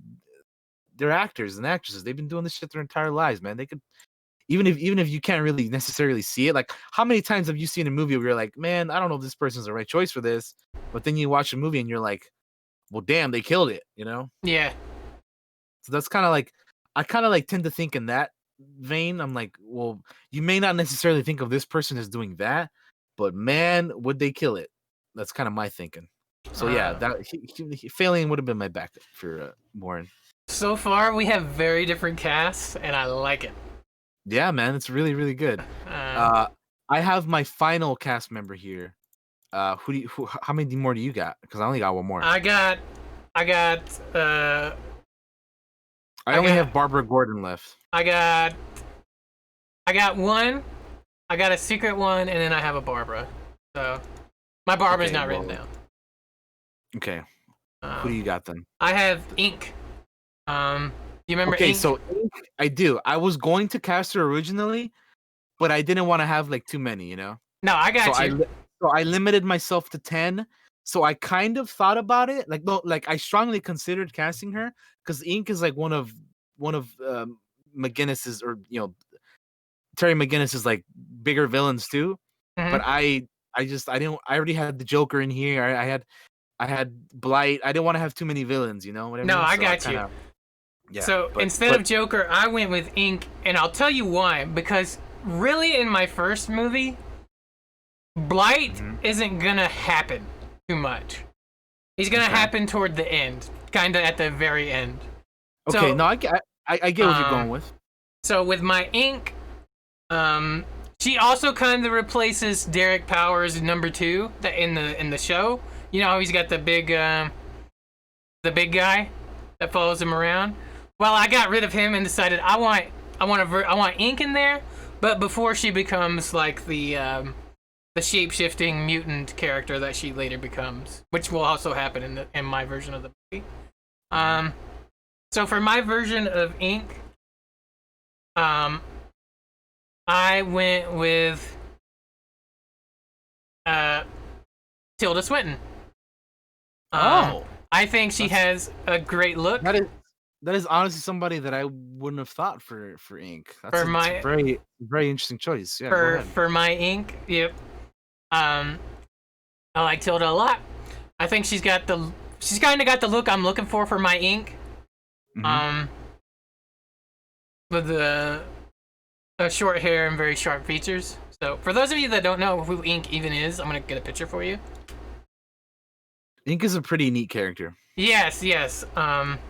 Again, like I mentioned earlier, she's one of what do we call them again as Batman? Batman 2, Batman what do we just Batman Beyond? Like what do we because I like call him. he is like Batman at that point, right? Yeah, yeah. Even he is Batman at that point. Yeah. Yeah, like Um, he's the Batman. yeah. Um, but if we But need to anyway, call him something, I just call him Batman Beyond. If it needs to be like a separate. he is the Batman's like one of his, one of his like bigger bigger enemies, like with along with Blight and some of these other characters. I was trying to find a good picture of Ink.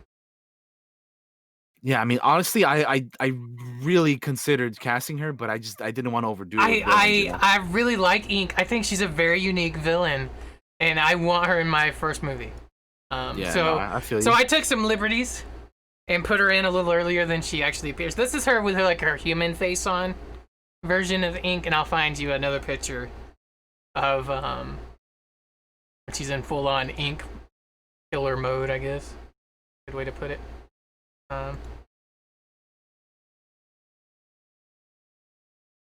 I've taken some liberties with the rogues a bit here.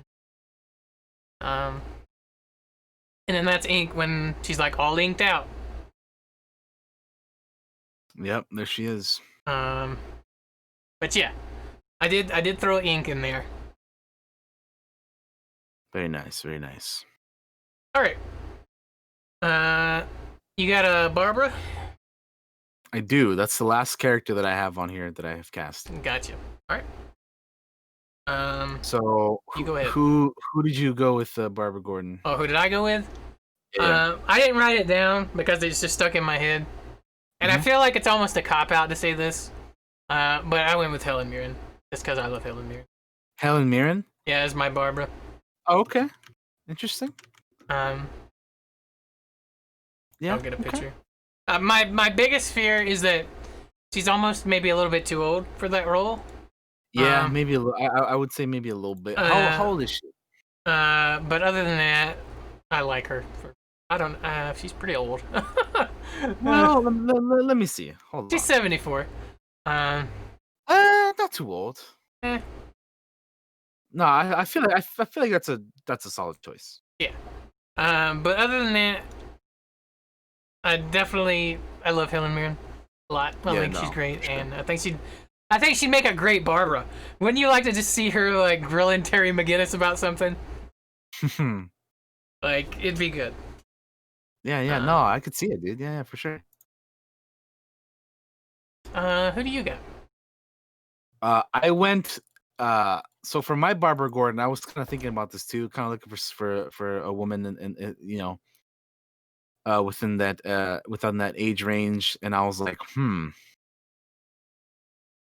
who can I go with? And then it struck me again.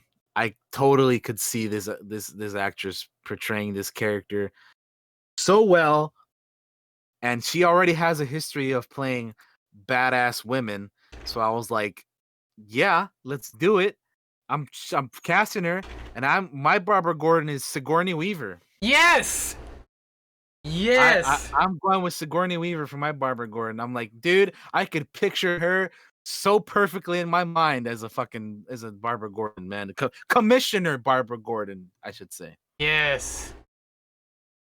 Yes, So yes, yeah, I'm yes, like, yes. dude, fuck yeah, Sigourney Weaver. That's who I'm going with. I'm trying to find a good picture. I mean, obviously Ripley, if you guys know, she's in Ghostbusters. She's she's in Avatar. She's, again, history of playing badass female characters. Fucking, we'll give her one more with being Commissioner Barbara Gordon, man. Hell yeah. Yep. That was kind of my thinking. I see it. So, yeah. I see it. Yeah. So that's yeah, man. That's as soon as I thought of it, I was like, I'm locked in, man. I'm locked in on Sigourney Weaver for this role. Mm-hmm. So that is who I went with, because I'm like, hell yeah, dude. Like, again, it's just one of those things. Like, once you think of it, like once I thought of Pierce Brosnan as Derek Powers, I'm like, I'm locked in. I see. You can like visualize it in your head. These actors portraying these characters, and I'm just so in on it. And that was it, dude. I was like, my search is over. I have my actors and actresses set. But yeah, those are pretty much the 10 characters that I have cast. I didn't have anyone else. I got you. I was, like I said, I was considering Ink and maybe a couple others, but I didn't want to overdo it. Yeah, I got you. I limited myself to 10. I have one more character. Mm-hmm. However, I'm going to save them for the end because they're a secret character that doesn't show up till the very, very end. Okay. Do you have any sort of plot or anything out for your movie or no? I kind of tone-wise, mine's mostly gonna follow the show. Yeah, I want that kind of tone for it. Yeah. I would also, I kind of, I don't know if I would do it in this first movie, but since I have the well, actually, I probably would, since I have the Joker in here. Mm-hmm. I would do like the flashback scene of it. It would be so dark, dude. It would be so fucking dark, though, man. The scene where he like turns Robin into the Joker. You know what I mean? Yeah. Like, if you remember that stuff, like that. I remember. That is dark.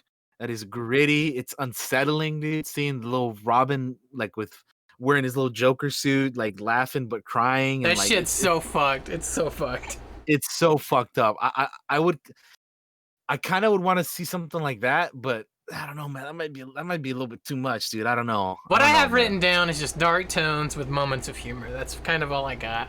Or dark tone with moments of humor. Yeah. Yeah. For the most part, I want to keep it similar to the show though, because that's what made me love it, right?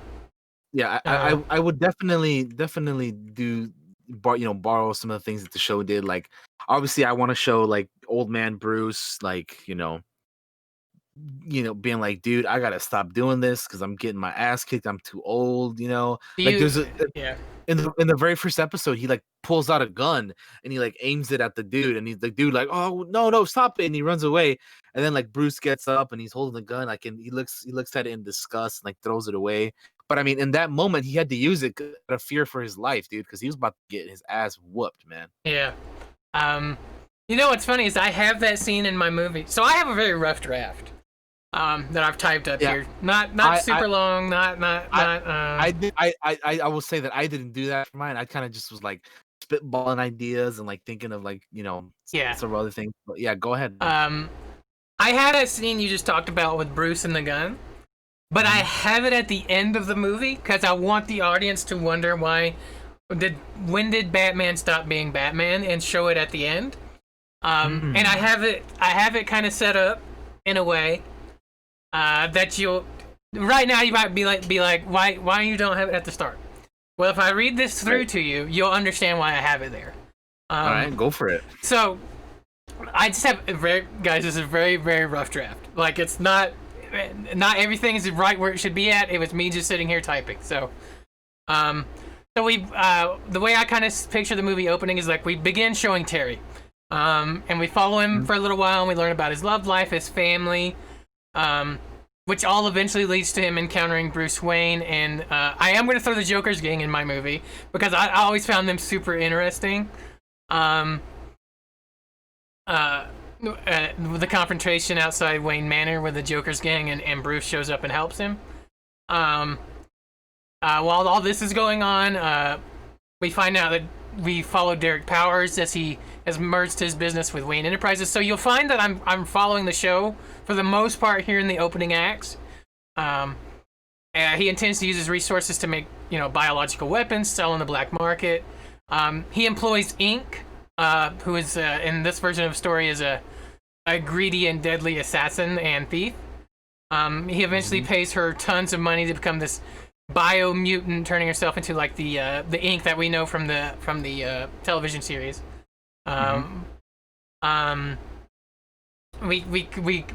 head back toward. We start following kind of Terry's father, and he kind of discovers what Powers intends to do, and Powers orchestrates his death. Now I haven't specifically figured out who kills Terry's father in my version of the movie. I almost want to leave it open-ended because I think the idea of wondering about it will matter. All you know is that Derek Powers is the person who has orchestrated it somehow. Terry comes home and pretty much scene for scene from the show happens, right? His mother and the police are kind of there. And he ends up going back to Wayne Manor, and he becomes Batman for the first time. And after he finds evidence that his father had hidden. Again, still kind of following the show. I think the show really sets up and would make a good movie for the most part. I do make some deviations here and there. But Bruce helps him figure out what's going on at Wayne Enterprises, but he refuses to help him as Batman, which leads to Terry eventually stealing the suit. So the version of my Terry at this point, he wants revenge. He wants vengeance. He doesn't want justice. He wants revenge. Vengeance. So he intends to kill Derek Powers. At least in my mind, he does. So and this all leads to a showdown with Derek Powers, where Terry is fighting Ink. I don't know how we get to this point, but he ends up fighting Ink, and he's getting his ass kicked, right? By this point, Bruce figures out that Terry has stolen the Batsuit. He's attempting to power it down, trying to get Terry to bring it back. Yeah. But Terry's getting his ass kicked by Ink. And so he eventually starts giving him advice on how to fight, using some previous knowledge of some of his past encounters. Yeah. Now, during the course of this movie, my character of Ink is after something. She's after some sort of container that is probably hidden somewhere in Wayne Enterprises, somewhere deep in an underground bunker somewhere. And she's fighting Terry, and Terry fights her off, but she managed to escape with this sealed container. After this happens, Terry ends up facing Powers, and a struggle ensues in a canister of the mutagen nerve gas stuff that it's from the show, and it gets broken and kind of affects Powers and knocks him out. And he kind of becomes at Terry's mercy, who intends to take his revenge for his father's death. But Bruce starts talking him down, and this is when we get the flashback. This is when we get the flashback of Bruce holding a gun on that villain that you mentioned earlier, having the heart attack and getting his butt kicked. And I think Bruce is talking to Terry. He's telling him about what happened to him as a kid and how it's not about revenge, it's about justice kind of deal. And eventually convinces Terry to not kill as Batman. So I like putting it there instead of at the start, cool. because it helps it shows us that Batman, of why he stopped being Batman, and it helps him use his experience that he's learned all this time and convince somebody else to not walk that path that he didn't walk while wearing the suit. It ends with Powers being taken into custody, We end with Terry being offered a job by Bruce, who ends up becoming Batman. Um, Ink. We flash over to Ink, who reveals what's inside the canister is a piece of Clayface, the original Batman villain. Oh boy! And we end with Derek Powers in a jail cell as his skin starts to glow green as he becomes Blight for the first time. Oh man, look at Josh. I threw Clayface in here.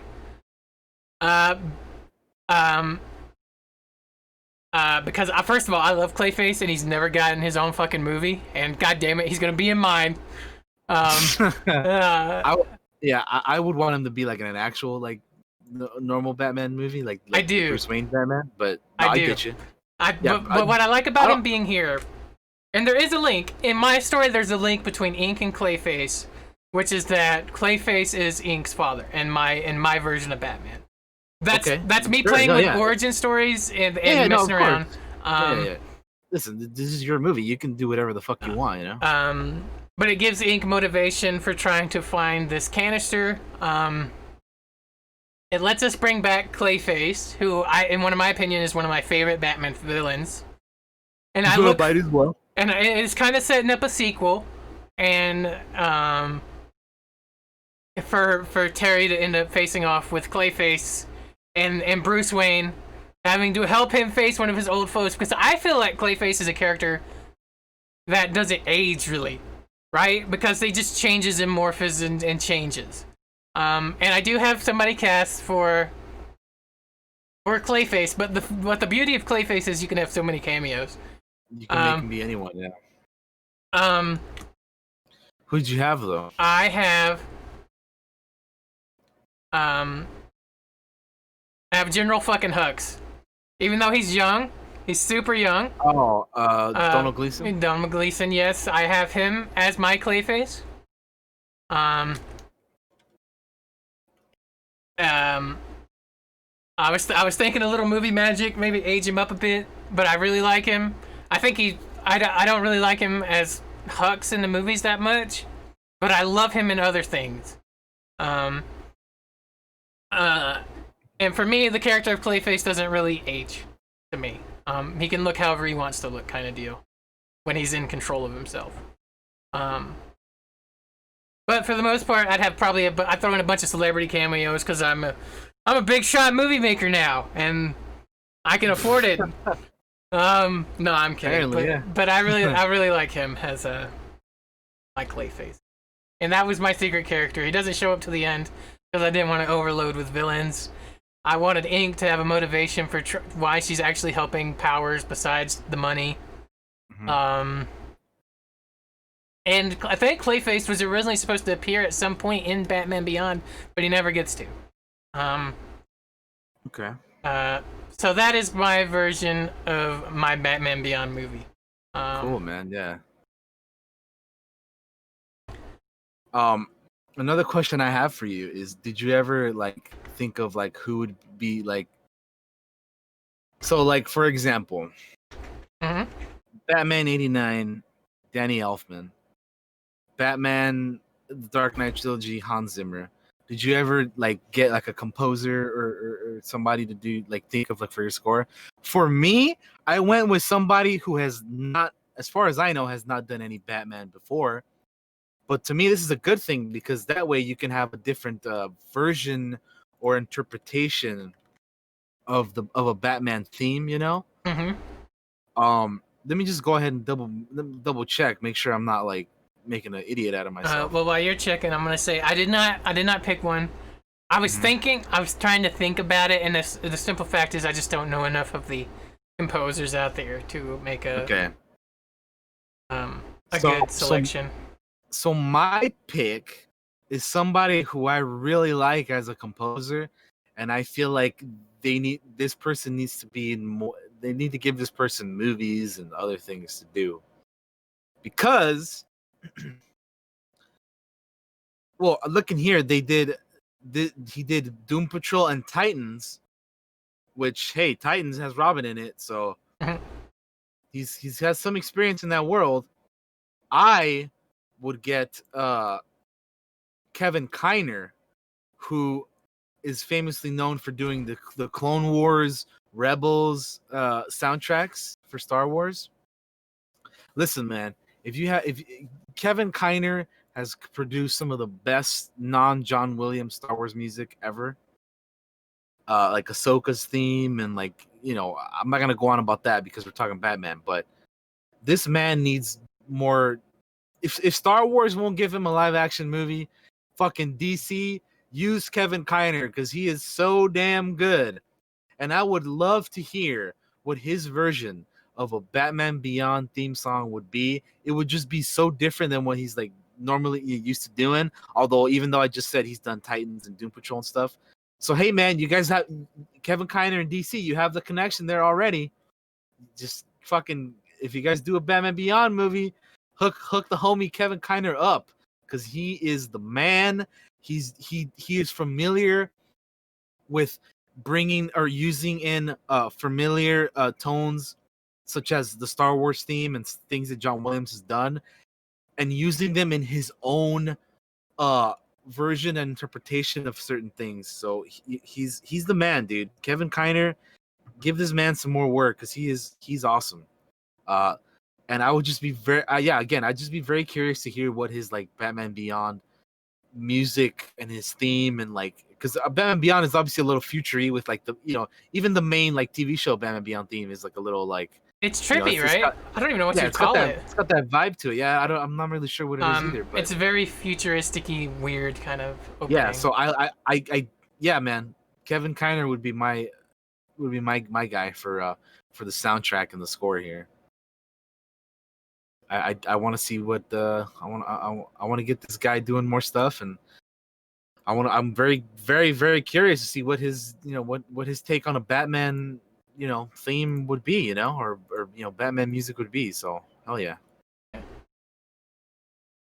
That's why I thought of Batman Beyond is very cyberpunk and sci-fi. When I sit here and just think about it, like we need a movie. We need a movie stat. Make it happen, somebody. There's somebody out there who's watching and listening that can make this happen. I was gonna joke. I was gonna joke. Did you cast the dog? Did you cast Ace? No, I considered it, but I'm like, I don't know. It's just a dog, like. Just a dog. Ace plays such a big role in that opening. No, I know, but like, how do you even cast a dog? Like, I don't even know, like, what, Nah, what I mean? I'm kidding. Anyway, for the most part, it's just funny. I would definitely have it in there though. But Ace the Hound would be. Yeah, he'd be in the movie for sure. He would be in my movie for sure. He'd be chilling with Bruce in the Batcave, dude. Like, absolutely, man. Absolutely, I would have him. I just casting a dog, dude. Like, I don't know. How do you cast a dog? Yeah, man. I don't know, man. I'm just kidding. But yeah, did you want to talk any more about your Batman Beyond movie? Do you have a plot at all, or? No, I didn't really like. I kind of started like working on this stuff a little later. Yeah, so I didn't get a chance to like do like a little like a plot thing, but kind of like basically, yeah, I'd have like Blight and Joker be like the two like villains in here. I would have like Joker be like the primary villain, probably. I got you. Yeah. Well, actually, no. I would kind of have like a side like a. I have like the two Batman, like Terry McGinnis and Bruce Wayne, go up against their two like main like like Blight and Joker. Like, I'd have it be like a here's the main plot of like Terry McGinnis, versus Derek Powers. And then there'd be like the underlying like Bruce Wayne versus the Joker kind of deal. And then like I'd have, obviously like I'd tease to the Royal Flush Gang in a sequel with having Melanie Walker in there, starting shit with Terry and the whole love triangle thing that we mentioned with Dana and Terry and Melanie, and obviously I'd kind of keep things. I'd kind of do like a mix of like season 1 of like Batman Beyond, combined with the Return of the Joker movie, if that makes sense. Like I'd kind of do like a mix of that things and like deviate where you need to make it fit into a 2 hour movie or whatever. But yeah, I'd kind of take elements from that and I'd kind of do that. And then also like I don't think Max is even in season 1 of Batman Beyond. I'm trying to remember. I don't think Max and Melanie, I think, are two characters that show up like later in the show, Yeah, right? they show up later, I think. I don't know how much later, but at some point later. I know they're not in the early parts. Yeah, I need to rewatch like all of Batman Beyond. I would have them like be in the movie, kind of like have them again, not be like super like super major characters, but I'd have them in there as like some of the more I don't want to call them background characters, but like they're like side characters that are going to be more important in the future than they are like in the first movie. You know what I mean? Mm-hmm. So I'd have Max and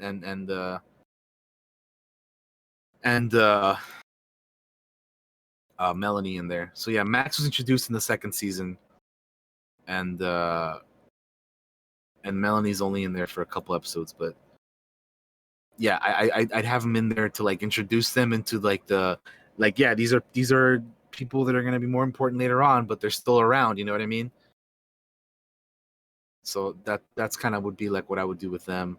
And then yeah, like basically just kind of do like a mix of the first season, and then obviously some of the elements from the second season with you bringing in like Max and stuff. I just do like I would pretty much take like some of the best elements of like the show, the early seasons of the show, like 1, 2, and then like the Return of the Joker movie, and kind of like mix that together into like a 2-hour movie. It'd be tough because I mean you're trying to get a lot into like 1-2 hour thing, but I feel like it'd work because again it's your own thing, so you're kind of it's my own thing, so I would be doing like you obviously would change up a lot of stuff to make it work.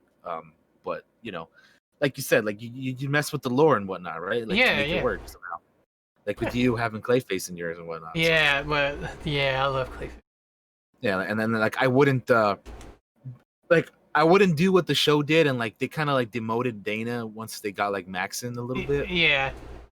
So I wouldn't do that either. I just have them all be like their own character. Like I don't think demoting one female character, to add another one is the good move. I would just have them all be like prevalent and or prevalent and around doing their own thing. Because I mean, like if I'm not mistaken, Dana, they kind of like she's like the love interest, but like in later seasons, she kind of just like shows up like on like, oh, Terry, are you free? Let's go on a date, or come meet me over here. You know what I mean? Like that's definitely a part of the you could improve on. Yeah, so yeah, I definitely would, because I mean, I told you I like my pick for Lana or for Dana. I got Lana Condor. I think she's great, so I definitely would have her role be more significant than it was in the show and the later stuff. But yeah, I mean, again, I'd probably do some of that Robin and Joker flashback stuff, which would be pretty wild. Kind of that would be cool for like the people who are not necessarily like familiar with like Batman Beyond. Give them a little bit of the old school Batman to kind of like ease them into the new Batman Beyond type thing by showing them some of the classic stuff. Like have the team of like, because like I don't think we've ever seen like Batgirl. Well, actually, that's a lie. We have seen Batman, Batgirl, and Batman, Batgirl, and Robin, but it was in the shitty movies. It was in like fucking Batman and Robin and like those turd fests. We haven't seen like a good version of that, right? Yeah. So it would be cool to actually have like a a Batman, a Batgirl, and a Robin like together going off to like get the Joker, but then the Joker like does what he does with turning Robin into like yeah, all that dark, disturbing shit that you see in that. So yeah, it'd be cool to have like a flashback of that, and yeah, man. I mean, that's kind of what my thinking was on this. It's just like pretty much the Return of the Joker movie combined with like some of the early show stuff, and then just like come up with a movie or come up with like the everything that needs to happen in this movie based off of that and with the characters that I have here. So that's pretty much my Gotcha. my version of the first movie. And then of course, again, like I mentioned, I would kind of tease to the Royal Flush Gang and like the second movie and whatnot, or in the first movie, tease them with Ten before she actually turns into 10, and then have them like set up for the second movie and whatnot.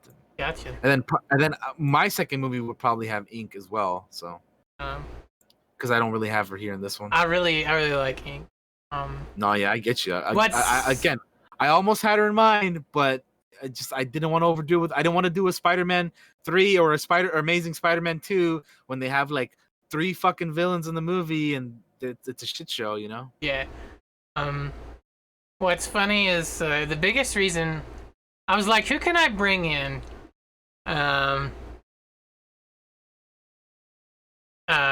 Because I wanted Clayface. I was like, and I feel like he's like one of the very few old Batman villains you can bring into a Batman Beyond. And then I was like, well, Ink has a similar power set in a way, if you look at her, and the way she kind of shapes and makes weapons out of her body. And then as I looked more into Ink, Ink has a daughter, and her last name is Clay. And it made me think Clayface. And then I thought, oh my goodness. I mean, Josh was like, "This is it's all coming together. It's all coming together." Like I could, yeah. So that's kind of like the big reason. I really like Ink. I think she's such a deadly character too. Yeah, she's a good villain. I really like Ink. Yeah. But yeah, that's how we do Batman Beyond, I guess, huh? Do you have anything else, or is that it? No, I mean, that's pretty much all I got. Again, I definitely thought about the composer and the soundtrack, and like I went with Kevin Kiner because I was like, I had to come up with that. It would be so interesting to do. I don't really have a whole like plot outline like thing like Josh did. Very rough. Yeah, I didn't have the time for that, but yeah, man, I had fun doing this though. Like it's like you're imagining a movie from like I you can come up with a title for it or whatever, but I didn't do that because I couldn't think of anything that sounded good. I'm just calling it Batman Beyond. Sue me. Yeah, Batman Beyond. Yeah, just exactly same shit. But yeah, man, it's cool. Like trying to cast like your Terry McGinnis and like your Bruce Wayne and your main cast. It's so and then like it's really cool how like we have like some of the same main characters, but then like your movie is like completely different than mine. Yeah, I love it. Like you got like Clayface and Ink and this and that, and I have Joker and like I have like Melanie Walker and like it's so yeah, man. It's really really cool. And then like I was wondering if we'd have any of the same actors cast. We did not. We didn't. I thought we would have at least one, but we didn't. I thought we would too. It's so cool though, man. Like it's so cool. I like seeing like what our two different visions and versions of this thing would be, man. I really enjoy this, dude. It's a lot of fun, man. And man, casting is hard when you're looking for people that are relatively young and unknown. Yeah, like again, I wanted to go with like younger kids, but I don't know. Like you know who else I wanted to cast that I didn't? Who's that? Fucking Terry's younger brother. Yeah. But I don't know any 8-year-old child actors. I don't either. How do you even go about like no, man, I couldn't think of anyone. So no. I was like, you know what? What's his name? Matt McGinnis or something? Like, you know what, Matt?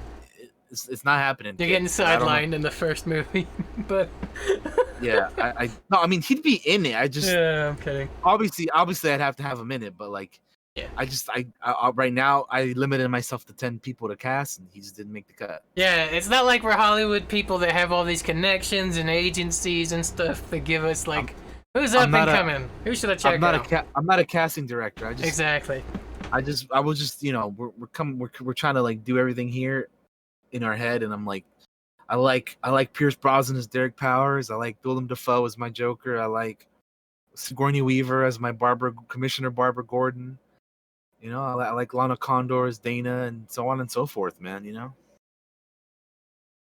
But yeah, I mean that's all I got, man. It's been a fun one today. It's a lot of fun. We should do this again. We should do this with Static Shock or something. we definitely will. For what though? We'll have to figure that out. But we'll definitely do something like this again because I had a blast doing this one. Yeah, it was a lot of fun. Absolutely, man. And I got to show my love for Clayface once again. So once again. Once again. He'll be in a movie one day, I believe. One day, someday. The Batman the Animated Series is what made me love Clayface so much. So if you're ever Same. like, man, why the fuck's Josh like Clayface so much? Go watch the animated series and check out the Clayface episodes. Animated series made me love Mr. Freeze, Clayface, pretty much everybody. Harley, like everybody, man. Like that's animated series is like the best. Around. So go check that out, and then obviously go watch Batman and Beyond if you haven't, because it's another fun, awesome show. All right. Well, that's another 3-hour show in the books, y'all. Yeah, that's gonna be it. I had fun with this. We're definitely gonna do this again for another, like, we're gonna make our own movie for something else eventually. So keep an eye out for that, because it will happen. Yes, it was a lot of fun. Well, I guess we'll say our goodbyes, and then we'll call it a show. Yes, we will. All right, you're up, buddy. All right. Thank you, everybody, for joining us here today. It's been a fun one. I had a great time doing this episode, trying to think of you know, how to come formulate this movie and whatnot. We'll definitely do something like this again in the future, like I said. And yeah, I mean, in terms of like what I'm gonna be streaming, I beat Chimera Squad, so we're done with that. Later today, if you're watching live, I'm going to be doing some Marvel's Ultimate Alliance 3. If you're not watching live, if you're watching this on YouTube, then the video for Marvel's Ultimate Alliance will probably be up soon. So, you know, if it's not already up. So keep an eye out for that. It's a game that I have been looking forward to play. I've been really wanting to play like a superhero game for a while. So the last one that I did was Spider-Man, the PS4 one, the most recent one. But yeah, this is a co-op one. I'm excited, looking forward to it. That'll be fun. Monday, I'll probably do some Twitch sings. I've been wanting to do some of that for a while. I haven't done that in a hot minute. I'll keep an eye out. Maybe do some duets or something with some people. I don't know. We'll see. And yeah, that's pretty much it. D&D also coming up. We finished season 2.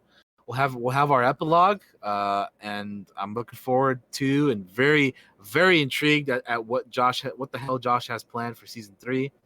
But I'm sure he will tell you all about that. Well, not all about it, but you know what I mean. He'll tease some stuff here and there when it's his turn. But that's pretty much it, man. I'm hungry, so I need to go get me some food. Oh yeah. And I will see you guys all next week. Peace. All right, guys, we're gonna make this quick. Yeah. First up, keep an eye on the channel for any future streams, because it's just gonna be random because I don't have any plans. I'm still furloughed from work, so there's not much going on. In other news, I ordered a new PC. I meant to say it at the very beginning of the show, but I forgot. I ordered a new PC, and it'll be here eventually, and it's got a capture card. And we're gonna be streaming all the stuff I haven't played yet on my PlayStation, like Spider-Man, like God of War, all those things. Dude, yeah, you got to play those. Also, you reminded me of something. I have a green screen coming. Woo-hoo! Sweet. But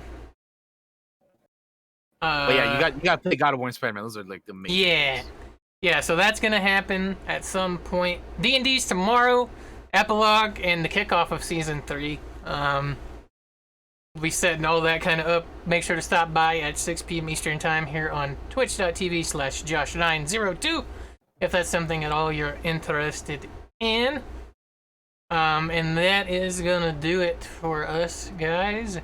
Thank you all for supporting the show. We love you. Stay safe out there. Take care of each other. Love each other. And we'll see you next Saturday. Bye-bye.